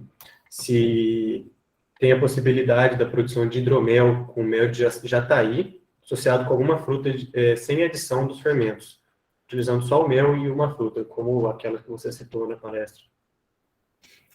É uma ideia boa, né? É uma ideia boa. Né? Assim, a gente já tem alguns hidroméis que são produzidos com mel de abelha sem ferrão, tá? Assim, tem crescido também, é bem legal. Agora, né, com a autorização da exploração, entre aspas, dos produtos de abelha sem ferrão, né? Então a gente também tem uma liberdade para poder usar esses produtos sem fermentados, né? Então a gente tem pouca coisa com isso ainda. O problema da fermentação natural, especialmente quando você introduz, por exemplo, uma fruta, é que você traz junto com isso toda a microbiota que está vindo da fruta também, tá? Então você vai ter toda a microbiota do mel, quanto a microbiota que vem da fruta, né? A vantagem de adicionar o fermento, vamos pensar que a gente não deu nenhum tratamento nesse moço, tá? Não pasteurizou, não colocou nenhum composto antimicrobiano, a gente pegou o mel de abelha sem ferrão, pegou a fruta, né? Preparou uma polpa, por exemplo, colocou pedaços, é muito comum, tem gente que coloca pedaços dessas frutas, tá? Diluiu e deixou parado fermentando, tá? Uma coisa eu garanto, esse produto vai ficar mais ácido, certeza. Tá? Assim, a gente vai ter um crescimento de bactérias esperado que isso aconteça, tá? Especialmente nesses produtos que a gente está falando. Pode ser que você não consiga ter o desenvolvimento da levedura, isso pode acontecer, tá? Também, porque não é certeza. Pode ser que você tenha uma riqueza muito grande de leveduras que não vão conseguir competir com essas bactérias. É realmente uma coisa de uma questão de testar, tá? Eu, numa primeira tentativa, se eu fosse fazer o hidromel sem pasteurizar, eu acho que pasteurizar é um dilema meu muito grande, pasteurizar o mosto com mel de abelha sem ferrão, tá? Porque a riqueza dele de volátil, a riqueza dele de sabor é muito grande. Comparado com o mel de apis, tá? O mel de apis eu vou usar, eu pasteurizo toda vez, tá? Para favorecer, para evitar, eu sempre pasteurizo. Agora, o mel de abelha sem ferrão é um dilema meu, se eu pasteurizo ou não. Inclusive, eu tô com mel de jataí aqui em casa, eu não usei ainda, porque eu ainda não decidi como eu vou usar ele, tá? Como que eu vou fazer isso. Mas eu inocularia uma Saccharomyces cerevisiae por cima, para realmente favorecer essa fermentação alcoólica, já limitar o crescimento de algumas bactérias, já tem uma caracterização do produto. Só o fato de usar o mel de abelha sem ferrão junto com o fruto, você já vai ter um produto assim, extremamente diferente do hidromel produzido com mel, por exemplo, de apis, regular, até um mel com alguma fruta, tá? Você vai ter participação dessa microbiota, mas quando você inocula Saccharomyces, você favorece a predominância dela, você favorece a presença dela, você já inocula ela numa população elevada, muito ativa, e a chance da sua fermentação dar certo é muito maior. É possível você inocular também, mas assim, a chance de dar errado, tem que fazer vários testes, é muito maior. Então, assim, é realmente uma coisa que já tem que ser mais calibrada. Se você for fazer esse teste, eu não recomendo que você faça em volumes muito grandes, né? Então, você quer fazer um hidromel com mel de abelha sem ferrão, é uma fruta, e não quer inocular, não quer tratar esse mel, faz um frasco menor, faz uma garrafinha ali de 2, 3 litros, né, com eloque adaptado, faz uns testes menores, vê se você está conseguindo ter um controle, se está chegando um produto legal, que é muito comum a gente ver também o produtor usar uma quantidade muito grande, fazendo um tonel grande, fazer hidromel, pegar aquele mel que não foi para frente, dilui ele com água, e aí uma coisa que geralmente tem que fazer quando você está produzindo hidromel, ou você coloca uma fruta, por exemplo, alguma coisa assim, você tem que suplementar nitrogênio, tá? Você tem que pôr uma fonte de nitrogênio para a levedura fermentar bem, porque sem a fermentação trava muito rápido, porque mel tem praticamente nada de nitrogênio, tá? Especialmente mel de apis, então a gente tem uma trava. Quando você põe a fruta, compensa, porque a fruta traz muita proteína junto com ela, muito aminoácido, mas se não, você tem que botar um suplemento. Então é muito comum o produtor pegar, fazer tonéis grandes de hidromel, só o mel, a água, quando inocula um fermento de pão, aquele da Flashman, né? Comum, muito comum o pessoal fazer isso, e não fica uma bebida legal. Assim, a verdade é essa, a gente tem ali uma bebida descaracterizada do ponto de vista de uma bebida alcoólica, você tem o etanol, porque a Saccharomyces vai produzir, né? Mas às vezes fica uma bebida muito doce, porque a levedura não conseguiu fermentar bem, ou fica uma bebida com aroma desagradável. Então, vale a pena fazer esses testes. A gente tem hoje um fermento liofilizado para produção de hidromel, para hidromel especificamente, se você quiser usar, tá? Que a gente consegue comprar, que é o M05 da Mangrove Jack. Se vocês digitarem no Google aí, M05 fermento hidromel, vocês vão achar. Tem loja no Brasil que vende um saquinho com 10 gramas para produção, né, de hidromel, aí faz uns 40, 50 litros, ele custa em torno de 12 a 13 reais, tá? Então a gente tem a nossa pesquisa, ela tão forte assim, porque esse produto é canadense, tá? E é o único que tem no mundo liofilizado. A gente tem duas leveduras líquidas no Canadá, que são direcionadas para a produção de hidromel, mas como elas são líquidas, elas não podem ser exportadas, né? Porque elas têm que ficar refrigeradas. E liofilizada a gente só tem essa, tá? Então, assim, na dúvida, você não tem acesso a essa, você não tem acesso a uma levedura, ou você não, aquele processo de fermentação natural não está legal, acho que vale a pena comprar uma levedura até cervejeira. Cervejeira geralmente não aguenta tanto, porque como hidromel você parte com uma concentração de açúcar muito alta, às vezes ela não aguenta fermentar, mas uma levedura de vinho, igual eu comentei, quando você usa uma levedura de vinho para produzir hidromel, você vai ter notas de vinho que vão vir junto com o seu hidromel, mas ainda assim infinitamente melhor do que produzir com fermento de pão, né? Às vezes vale a pena você comprar pela internet, esperar chegar se você não tiver acesso, do que fazer a pressa na correria com o fermento que não vai ficar legal, tá? Então você pode estar perdendo uma oportunidade, né, de fazer uma bebida gostosa tanto para consumir quanto até para também trazer valor, né, propriedade, igual a gente estava comentando, né? Para o produtor associado. Então, assim, a gente tem essa possibilidade. Não é o insumo mais barato, tá? O fermento, de fato, não é. Mas para as escalas que a gente geralmente vê de produção de hidromel, é um valor acessível. Né? Assim, é um valor custeável. E a chance de sua bebida dar certo e ficar gostosa e ficar legal é muito maior. Tá? Que bom saber disso. Eu vi uma vez que o hidromel, assim como a cerveja, foi descoberto por coincidência, né? Depois de colher o mel, as pessoas da época não tinham armazenamento lacrado, né? E aquilo começou a fermentar naturalmente, e aí começou a produzir etanol.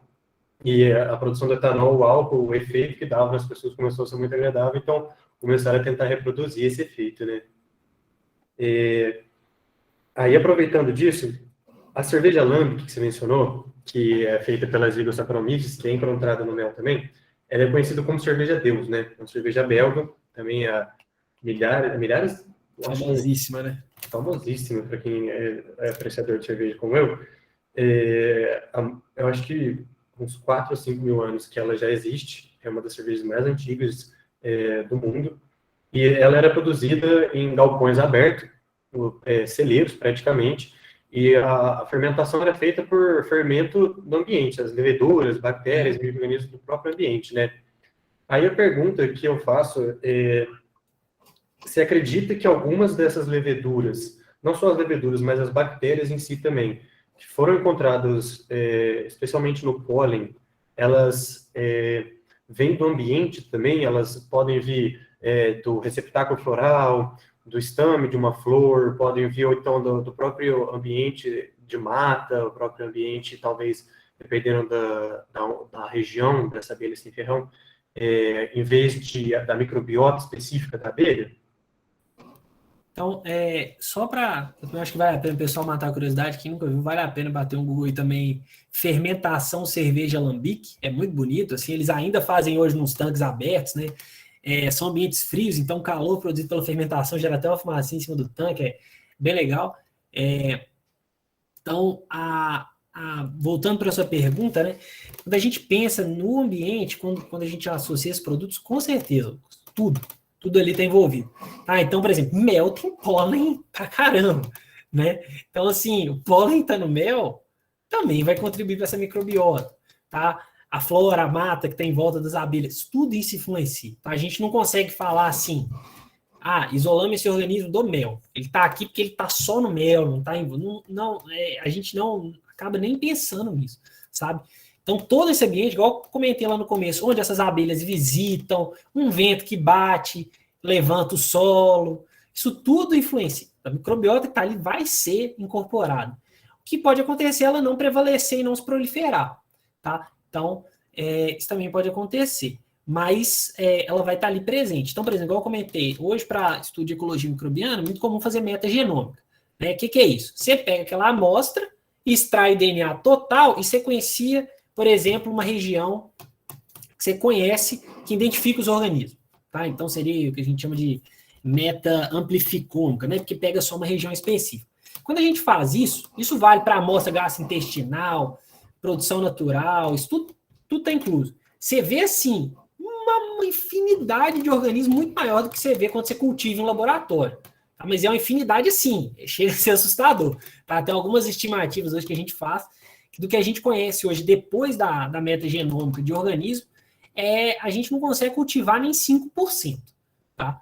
Então a gente tem, assim, uma infinidade muito maior. Só que esses organismos a gente também não consegue falar se eles estão metabolicamente ativos ali, né? Se eles estão necessariamente ativos. A gente consegue fazer algumas inferências de alguns clados, como, por exemplo, PCR em tempo real e assim por diante, mas a gente não sabe dizer se eles só passaram por ali, né? Então, quando a gente quer olhar uma amostra ambiental de uma forma mais ampla, né, a gente geralmente usa essas técnicas, e aí você quer correlacionar se esse micro-organismo veio do solo, se esse micro-organismo veio da flor, se esse micro-organismo veio da abelha, você vai e olha os grupos em cada um específico, depois faz uma comparação e filtra, né? Vê o que é igual para todo mundo, o que é igual entre um e outro, e faz essa apreciação.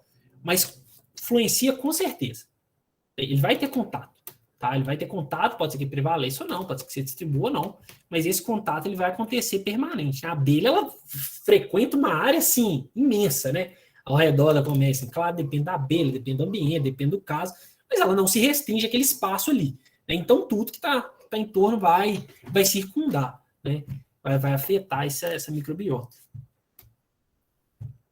Isso tem até relação com um grande problema que nós, apicultores, meliponicultores, temos enfrentado aqui no Brasil, principalmente, que é o uso dos agroquímicos e venenos, né? Que quando alguma produção, alguma agroprodução aí utiliza de algum tipo de agroquímico que seja tóxico para as abelhas, que em sua maioria os agroquímicos são tóxicos, né? Isso causa aí ou a morte da abelha em si ou até a colônia. O GCL tem a pergunta que é se existe risco para a saúde humana, acredito eu que seja saúde humana, né, também, a fermentação e a maturação natural do mel.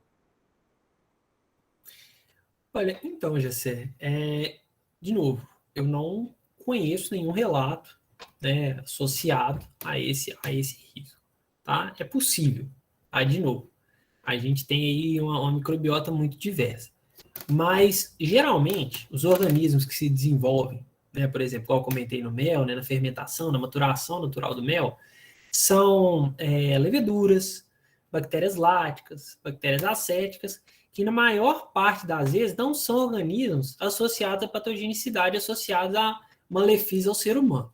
Tá? Então, geralmente, esses produtos, inclusive, eles são relacionados a benefícios para a saúde. Né? Então, o consumo, né, a ingestão desses MEs, ele é muito relacionado a benefícios, e isso há muitos anos. Né? Então, até de outras formas do conhecimento, né, de outras formas de transmissão de conhecimento, usar MEs, né, como produtos de cura, né, para tratar certos malefícios, né, para melhorar a saúde. A gente sabe disso, tem um relato muito grande disso, tanto na cultura falada, na cultura passada, quanto na ciência. A gente tem muito estudo hoje analisando realmente os benefícios para a saúde do consumo de mel desse tipo. Tá? Então, assim, eu acredito que dificilmente os organismos que vão se desenvolver aí, pelas características, vão ser prejudiciais, tá? Mas depende muito também, e aí é uma coisa que é importante falar também, que assim como qualquer outro produto que a gente, né, que a gente gera, que a gente coleta, como que a gente armazena esse produto, como que a gente trata esse produto, como que a gente passa ele para frente, isso faz muita diferença. Né? Então, o recipiente em que a gente coloca esses MEs, né? Como que a gente guarda ele, se a gente deixa exposto ao sol ou não. Né? Então, para mel, isso é muito comum, mel ficar escuro, né? Produção de hidróxido metilfural, porque mel ficou exposto, ficou rachando, quarando no sol, aquilo ali não fica bacana. Então, todo esse cuidado que a gente tem também vai influenciar nisso. Mas eu acho que dificilmente pode ter algum benefício. De novo, se alguém tiver algum relato, né, algum trabalho, alguma coisa que relacione, né, esses consumos, né, a risco do consumo desses materiais à saúde humana, à saúde animal, assim, em geral, a gente gostaria de ver, assim, até é importante a gente ter isso também em mãos para poder compartilhar. Mas eu desconheço, tá? Eu desconheço, não sei se você sabe, Lucas, pessoal aí do grupo tá aí também muito contato com isso, já viu, mas assim, realmente eu não tenho contato, tá? Não, pelo contrário. Tudo que eu conheço, que eu já ouvi falar, eu vi um pouco tempo atrás uma palestra de um médico francês sobre o uso do mel para tratar feridas até. E você vai utilizar o mel, vai deixar ele na ferida por 3, 4 horas. Eu não sei se talvez ocorra uma breve fermentação, talvez isso tenha até um auxílio, né, para curar essa ferida. A última pergunta que o colega tinha feito, com relação à porcentagem dos micro-organismos fermentadores encontrados nas ASF. Você consegue dar uma porcentagem com relação aos grupos, bactérias, vírus ou levedura? É muito difícil. É muito difícil, assim. A gente sabe que, por exemplo, quando a gente pensa em fermentação, a gente está pensando, igual eu comentei, não só naquela via bioquímica, tá? Geralmente, o último que a gente pensa é na via bioquímica de conversão de açúcar em em produtos não reduzidos, tá? Então, a produção de ácido lático no músculo é uma fermentação, a produção de etanol é uma fermentação bioquimicamente falando, né? Quando a gente usa o termo fermentação, a maior parte das vezes a gente está pensando na conversão, né, de produtos, né, de substratos, né, é uma matéria-prima, por um micro-organismo, né, por um catalisador biológico, vai gerar um produto no final. Então, a conversão desses açúcares, desses ácidos, em outros ácidos, em etanol, e assim por diante. Tá? Então, qualquer micro-organismo que está ali no mel, que transforma um substrato do mel, um componente do mel, num outro produto, ele está fazendo uma fermentação desse ponto de vista. Tá? Então, ele vai ser um organismo fermentador. Né? Então, em teoria, os micro-organismos que estão metabolicamente ativos no mel, metabolicamente ativos, tá? Não é diferente de estar presente. A gente tem organismos que estão presentes, mas estão, por exemplo, em dormência, estão esperando uma condição mais favorável para poder crescer. Tá? Em todos os produtos, tá? De forma geral, não só no mel, tá? Não entendo aqui só como mel. A gente vai considerar eles os micro-organismos fermentadores, né? A gente vai considerar eles fermentadores. Mas, por exemplo, quando a gente pensa em qual grupo é prevalente, vai muito naquilo que eu respondi para o Lucas também. Qual a época do ano, qual a condição, qual a temperatura, qual o produto, qual o período da fermentação que você coleta. Então, por exemplo, pensa em vinho, que é clássico, que a gente conhece bem como é que funciona.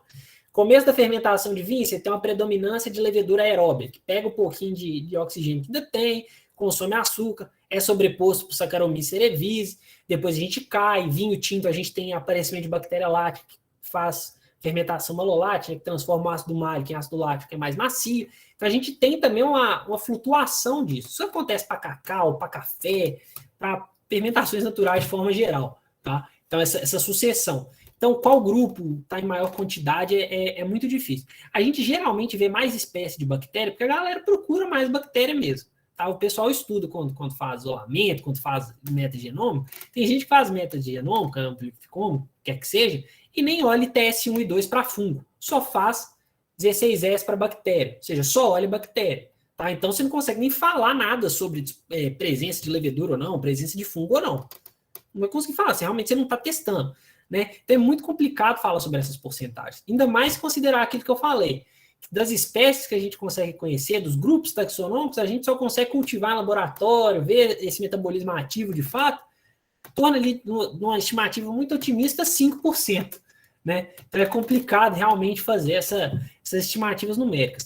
Para quem trabalha com isso, é muito importante ver qual grupo, qual clado é predominante, quando você está pensando numa abordagem ecológica, numa abordagem do estudo da comunidade ali, né, da transição, o que pode ser mais importante ou menos para aquele produto, mas aí geralmente a gente usa outros parâmetros que não a porcentagem para olhar esses grupos. Né? A gente tem alguns parâmetros de diversidade de organismos em geral, né, que avaliam presença de várias ou poucas espécies, uma amostra e outra, qual clado que predomina, qual gênero, mas assim, uma porcentagem, assim, geralmente a gente não trabalha com isso, é muito difícil também, a gente não usa também porque é muito difícil de determinar, sabe? Então, assim, a gente não consegue nem falar quais são, mas eles são assim, tudo indica que os organismos que realizam a fermentação são extremamente importantes, por exemplo, no desenvolvimento do mel ali. Eles são os principais, são os chaves, né, que estão metabolicamente ativos. Tá? Então, a gente dá uma atenção maior para eles.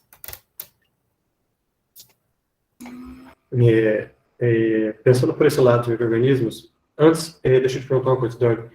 Estão pedindo o PDF da palestra. Você quer disponibilizar os seus slides ou você... Não, disponibilizo, tranquilo. Só me lembra, depois me passam uma mensagem, que eu converto para PDF e já te mando sem caminho para e-mail pessoal, quem quiser também. Tranquilo, perfeito. não tem problema nenhum, não. Aí a gente conversa então depois da palestra para você me enviar e a gente encaminha junto com o e-mail. Tranquilo. Pensando na característica de função probiótica e prebiótica do mel, né?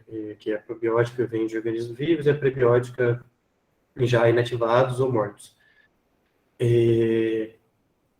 Você acredita que o mel, então, tem uma função tanto probiótica, pela alta quantidade de bactérias e leveduras, quanto prebiótica, que eu pensava mais pela característica dos óleos e gorduras presentes no mel, que eles iam ter um efeito prebiótico nos corpos, especialmente, auxiliando no metabolismo, principalmente do intestino. Devido à existência desses micro-organismos vivos, a função dele vem principal como probiótica, Então, é difícil falar se eu acredito que ele tem uma função prebiótica ou não, sabe? Porque geralmente quando a gente para um organismo, né, sair do ambiente aqui externo e ser probiótico no trato gastrointestinal, ele vai ter que lidar com uma série, primeiro, de fatores estressantes que ele não está acostumado, né? Então, todo o caminho até o trato gastrointestinal de fato, né? Além da condição do trato gastrointestinal. Geralmente, para a gente conseguir que um grupo de organismos seja probiótico, para ele poder se destacar, né, nesse ambiente, geralmente a gente precisa colocar ele numa concentração muito mais elevada do que naturalmente ele estaria nesses produtos. Então, por exemplo, quando a gente pensa numa ingestão de um probiótico, né, desse lácteo fermentado, tem cápsula, a gente está dando uma população muito maior do que está, por exemplo, no mel, né? Para ele conseguir realmente sobreviver à passagem no trato, sobreviver todo esse processo e ainda assim competir com a microbiota ou trabalhar junto com a microbiota que está presente no trato, né? Então, a gente tem todas essas barreiras. É possível que alguns micro-organismos que estão presentes no mel passem por esse todo processo, depois se estabeleçam de uma forma junto com a microbiota que está no trato gastrointestinal e tem ação probiótica? Sim, porque além da transmissão durante o nascimento, etc., né, a nossa microbiota intestinal também é muito definida pelos organismos e pelos materiais que a gente ingere. Então, assim, isso pode ter efeito de fato, mas não dá para bater o martelo assim, não. Teria que realmente alguém que pegou o mel, avaliou a microbiota que está presente no mel, depois avaliou a microbiota presente no trato gastrointestinal, viu se aqueles micro-organismos estavam no mel, passaram para o trato gastrointestinal, sobreviveram lá, depois ver se eles associam a indivíduos que tiveram, né, realmente uma vantagem de ter consumido do ponto de vista do trato gastrointestinal esses micro-organismos com um grupo que não consumiu, ver se tem correlação com a microbiota ou não. A gente sabe que a microbiota intestinal tem uma correlação muito grande com a série de patogenicidades, etc. Tá? Se o consumo de mel tem esse efeito, mas eu também acredito que o mais direto seja o efeito pré-biótico, tá? De realmente estimular essa microbiota já presente, né, no trato. O pólen, então, maravilhoso para isso, né? Muito, muito, muito rico, né? Especialmente em fibras, né? Componente parecido de planta, que é um paraíso para a microbiota, né? Então, assim, eu acredito muito mais nesse efeito pré-biótico, mas eu acredito muito no isolamento de probióticos, igual eu comentei. Então, usar esses produtos como fonte para novos probióticos, né? Então, a gente também pode explorar isso, né? A gente tem leveduras, são probióticas, bactérias são probióticas, né? É muito difícil isolar a árquea, né? A gente tem árquea no trato gastrointestinal, mas isolar e transformar ele num probiótico é outro. Até que vocês viram, eu nem comentei de árquea aqui, porque é um problema à parte, tanto de cultivo, de isolamento, de caracterização, de negligência científica. É outro caminho, mas quando a gente pensa nesses organismos, eu acredito mais ele sendo o mel como um pré-biótico e como uma fonte de probióticos para a gente trabalhar, tá? Não tendo uma ação probiótica, apesar de eu achar que é possível. Não consigo dizer que mas não duvidaria também, não, tá? Não. O meu amigo e consultor, o Dr. Michael Marques, ele é médico e nutrólogo, especialista em produtos das abelhas sem ferrão, sempre menciona o mel e pólen como superalimento, né, devido a toda a capacidade e complexidade dele. A última pergunta que eu tinha para fazer, agora eu até esqueci, perdão, gente.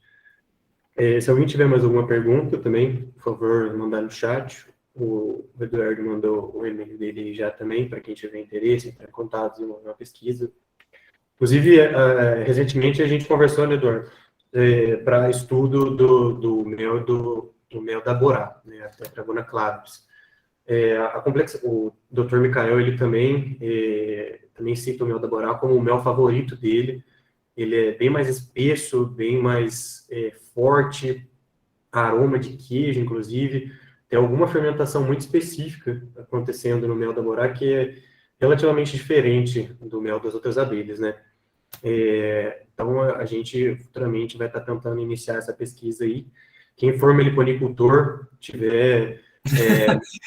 gente, pelo amor, quem quiser mandar mel para a gente seja assim, para a gente também desenvolver parceria, claro, mas também para a gente poder, né, parte do que a gente consegue falar, se, por exemplo, a pergunta que o Jessé fez, dá para fazer um hidromel com mel de jataí, fermentação natural? a gente precisa ter mel de Jataí, precisa ter, né, para poder fazer esses testes. Se a gente consegue chegar numa condição que é melhor, outra a gente sempre aceita para poder fazer esse desenvolvimento, né, e também retornar, né, para o produtor, né, essa pesquisa, né, esse processo, né. E o maior problema é a quantidade, né? É complicado, cara, e é caro, né, assim, geralmente o Muito. pessoal também não quer, né, também tem um valor agregado muito, muito importante, né, muito difícil de conseguir, muito grande. Pessoal, muito obrigado aí pelos comentários, gente, pelas perguntas. Se tiverem mais perguntas, eu estou à disposição. Tá? Foi realmente, assim, bem legal, assim, para poder falar sobre isso.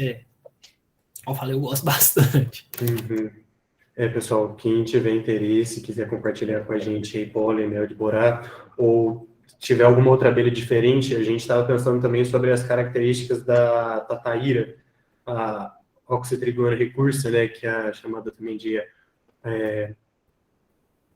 a abelha caga-fogo, né, que ela, dada a característica dela secretar ácido, pode ser que tenha alguma característica, alguma coisa diferente também no mel dela, então pesquisa não falta, a gente só precisa realmente de material. Por mais que a gente tenha um apiário, um meliponário no FV, por mais que tenhamos contato aí com produtores aí, é muito difícil conseguir a quantidade necessária. Sim. Quando a gente vai fazer pesquisa, o Eduardo pode mencionar melhor que eu, precisa de praticamente 10 quilos de mel, né? Devido à grande quantidade de análise que a gente tem que fazer. É complicado, até para analisar o próprio mel, às vezes pouca quantidade fica complicado, né? Assim, mas a gente realmente acaba tendo um problema com a quantidade, né? A gente acaba se virando com a quantidade que tem, com a quantidade que a gente consegue, especialmente desses méis mais diferenciados, esses méis menos comuns, né, de produzir, assim, inclusive tem, igual eu comentei, né, recente, poder, do ponto de vista legislativo, explorar esses produtos de abelha sem ferrão, né? Do ponto de vista histórico, é um processo recente. Então, a gente tem um desenvolvimento apiário. A apicultura das abelhas sem ferrão é muito diferente da apicultura das abelhas da apis, né, tradicional. A gente sabe muito bem cuidar de apis, mas melipolinocultura é bem diferente, né? A gente tem as peculiaridades, aspectos, né? A gente tem crescido muito, né? Eu vejo isso de forma muito otimista, assim, no vista de espaço, e agora que a gente pode explorar, né, sem ser crime, né? Assim, claro que a gente tem que ter todo o cuidado, né? De novo, a gente também está pegando abelhas nativas, explorando isso do ponto de vista. A gente tem que ter esse cuidado, ter essa consciência, né? Até do ponto de vista de ocupação de nicho ecológico, né? A apis é considerada uma praga, né? Porque onde a apis chega, que tem de abelha nativa, a diversidade diminui muito.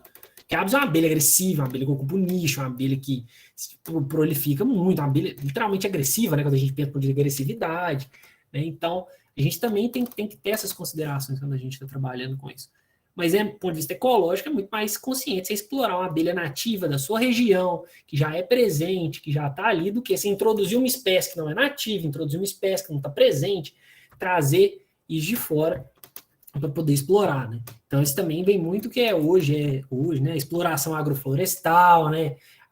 Os cultivos associados, né? Ao nicho ecológico, menos prejudiciais para a terra, para o solo, para a microbiota e assim por diante, né? As abelhas sem ferrão, as abelhas nativas, né, vamos pensar que agora de forma mais ampla, elas estão aí realmente com um papel extremamente importante nisso, né? Assim, vejo de forma muito, muito positiva. A gente está tentando desenvolver cada vez mais a meliponicultura, melhorar a legislação, conseguir uma legislação, né? Porque dá para falar que a gente nem tem atualmente, né? Os órgãos ambientais brasileiros, ele, em vez de auxiliar na produção, eles acabam dificultando aí.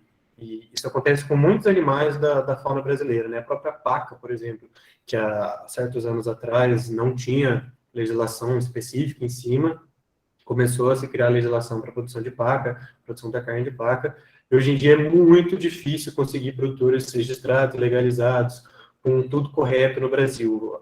Boa parte dos que tinham foram fechados por causa dessa questão. Então, a gente está buscando isso também. A Antônia perguntou de qual região a borá é.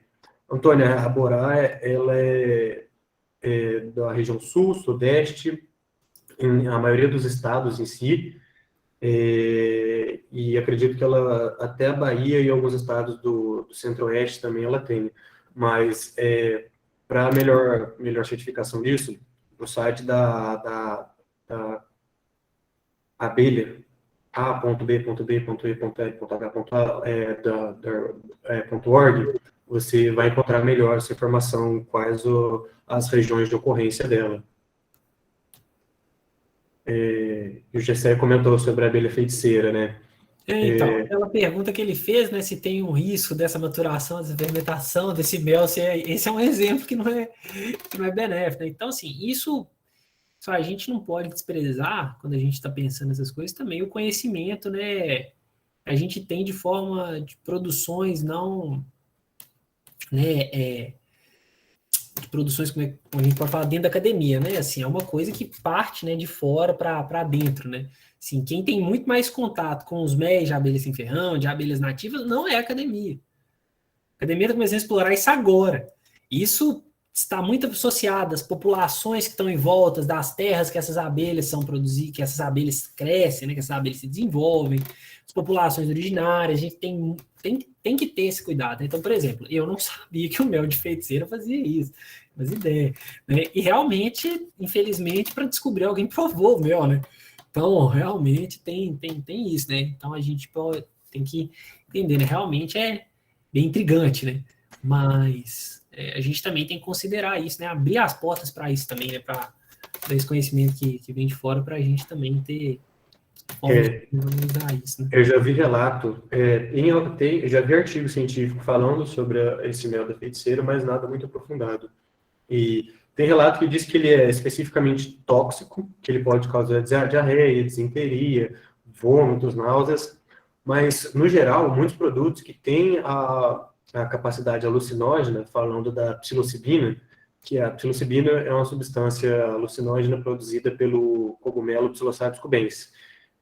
Por muitos anos ela foi extremamente criticada, mas cerca de 20 anos, mais ou menos 20 anos atrás para cá, eles têm estudado pacientes com desde autismo, Down, pessoas com ansiedade, pessoas tentando tratar vícios, a utilização da psilocibina, doses baixas, claro, e já foi mostrado que pessoas, principalmente pessoas com autismo e pessoas que tentam largar vícios, depois de uma única utilização de psilocibina, tem conseguido melhora no desempenho e largar esses vícios.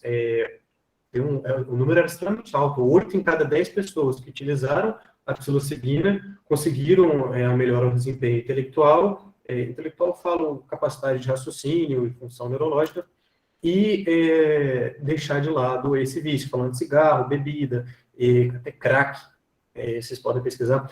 Tem um documentário da Netflix, inclusive, chamado Explicando a Mente. Nesse documentário tem um momento da qual eles falam sobre a psilocibina e tem esses relatos de médicos que trabalharam com a psilocibina mostrando. Então, talvez, que nem hoje em dia você está estudando as leveduras, as bactérias do mel de abelha sem ferrão, quem sabe se a gente conseguir isolar essa substância alucinógena, ela não traga um benefício gigantesco aí para a medicina. Isso é incrível, principalmente para os polinizadores. Tem um marimbondo, uma vespa, né? Não lembro o nome dele agora, que o veneno dele tem uma substância que está sendo estudada atualmente, que ela é 3 vezes mais forte que a morfina. Então, eles estão estudando essa substância para conseguir fazer a reprodução dela em laboratório para utilização dela em cirurgias e pessoas que são alérgicas à morfina. Pode ser uma substituição. Então, tudo tem que ser estudado realmente, você falou. A gente da academia está recebendo agora isso, a gente está entrando em contato. E ainda tem uma gama gigantesca de estudo para ser feito em relação a isso. Então, quanto mais a gente tiver esse contato com os técnicos, os produtores e as pessoas que estão desenvolvendo já essa cultura, melhor é para a gente. Você falou que tem um relato da pessoa da família que já consumiu mel de feiticeiro, que você prefere não consumir. Eu também optaria por não consumir, já pode ser realmente problemático. Por isso que a gente tem que dar uma estudada antes. Bom, no mais, você quer comentar alguma coisa a mais, Eduardo? Não, perfeito, só agradecer mesmo todo mundo, agradecer as perguntas, agradecer a oportunidade para falar aqui. Mais uma vez que eu fico à disposição, tá? Eu, todo o grupo, né? Para a gente poder discutir, participar e estreitar essa relação. E a todo mundo uma boa noite, né? Um bom restinho de semana aí, tá? Por mim tá ótimo. Que ótimo, Eduardo. Também quero agradecer a sua presença, quero agradecer pela palestra, parabenizar pela palestra. Quero agradecer a presença de todos aqui hoje, principalmente para vocês que ficaram até agora, esse horário, né, depois de um bom tempo. As perguntas foram muito estimulantes, é muito bom ter todos vocês aqui perguntando, comentando, faz muita diferença. Quarta-feira que vem a gente já está marcando uma palestra com um apicultor, um grande apicultor brasileiro e professor também da academia. E não, ainda futuramente, dia 16, marca aí, pessoal, dia 16 de abril, a gente vai ter a palestra às 10 horas, é um sábado, com o médico nutrólogo Dr. Michael Marques. Vocês vão adorar, não percam. No mais, boa noite a todos. A gente fica por aqui. Agradeço a presença de novo e uma boa semana. Muito obrigado, pessoal. Valeu, gente. Um abraço. Até mais, Lucas. Até mais. Valeu. Tchau, tchau, Eduardo. Boa noite.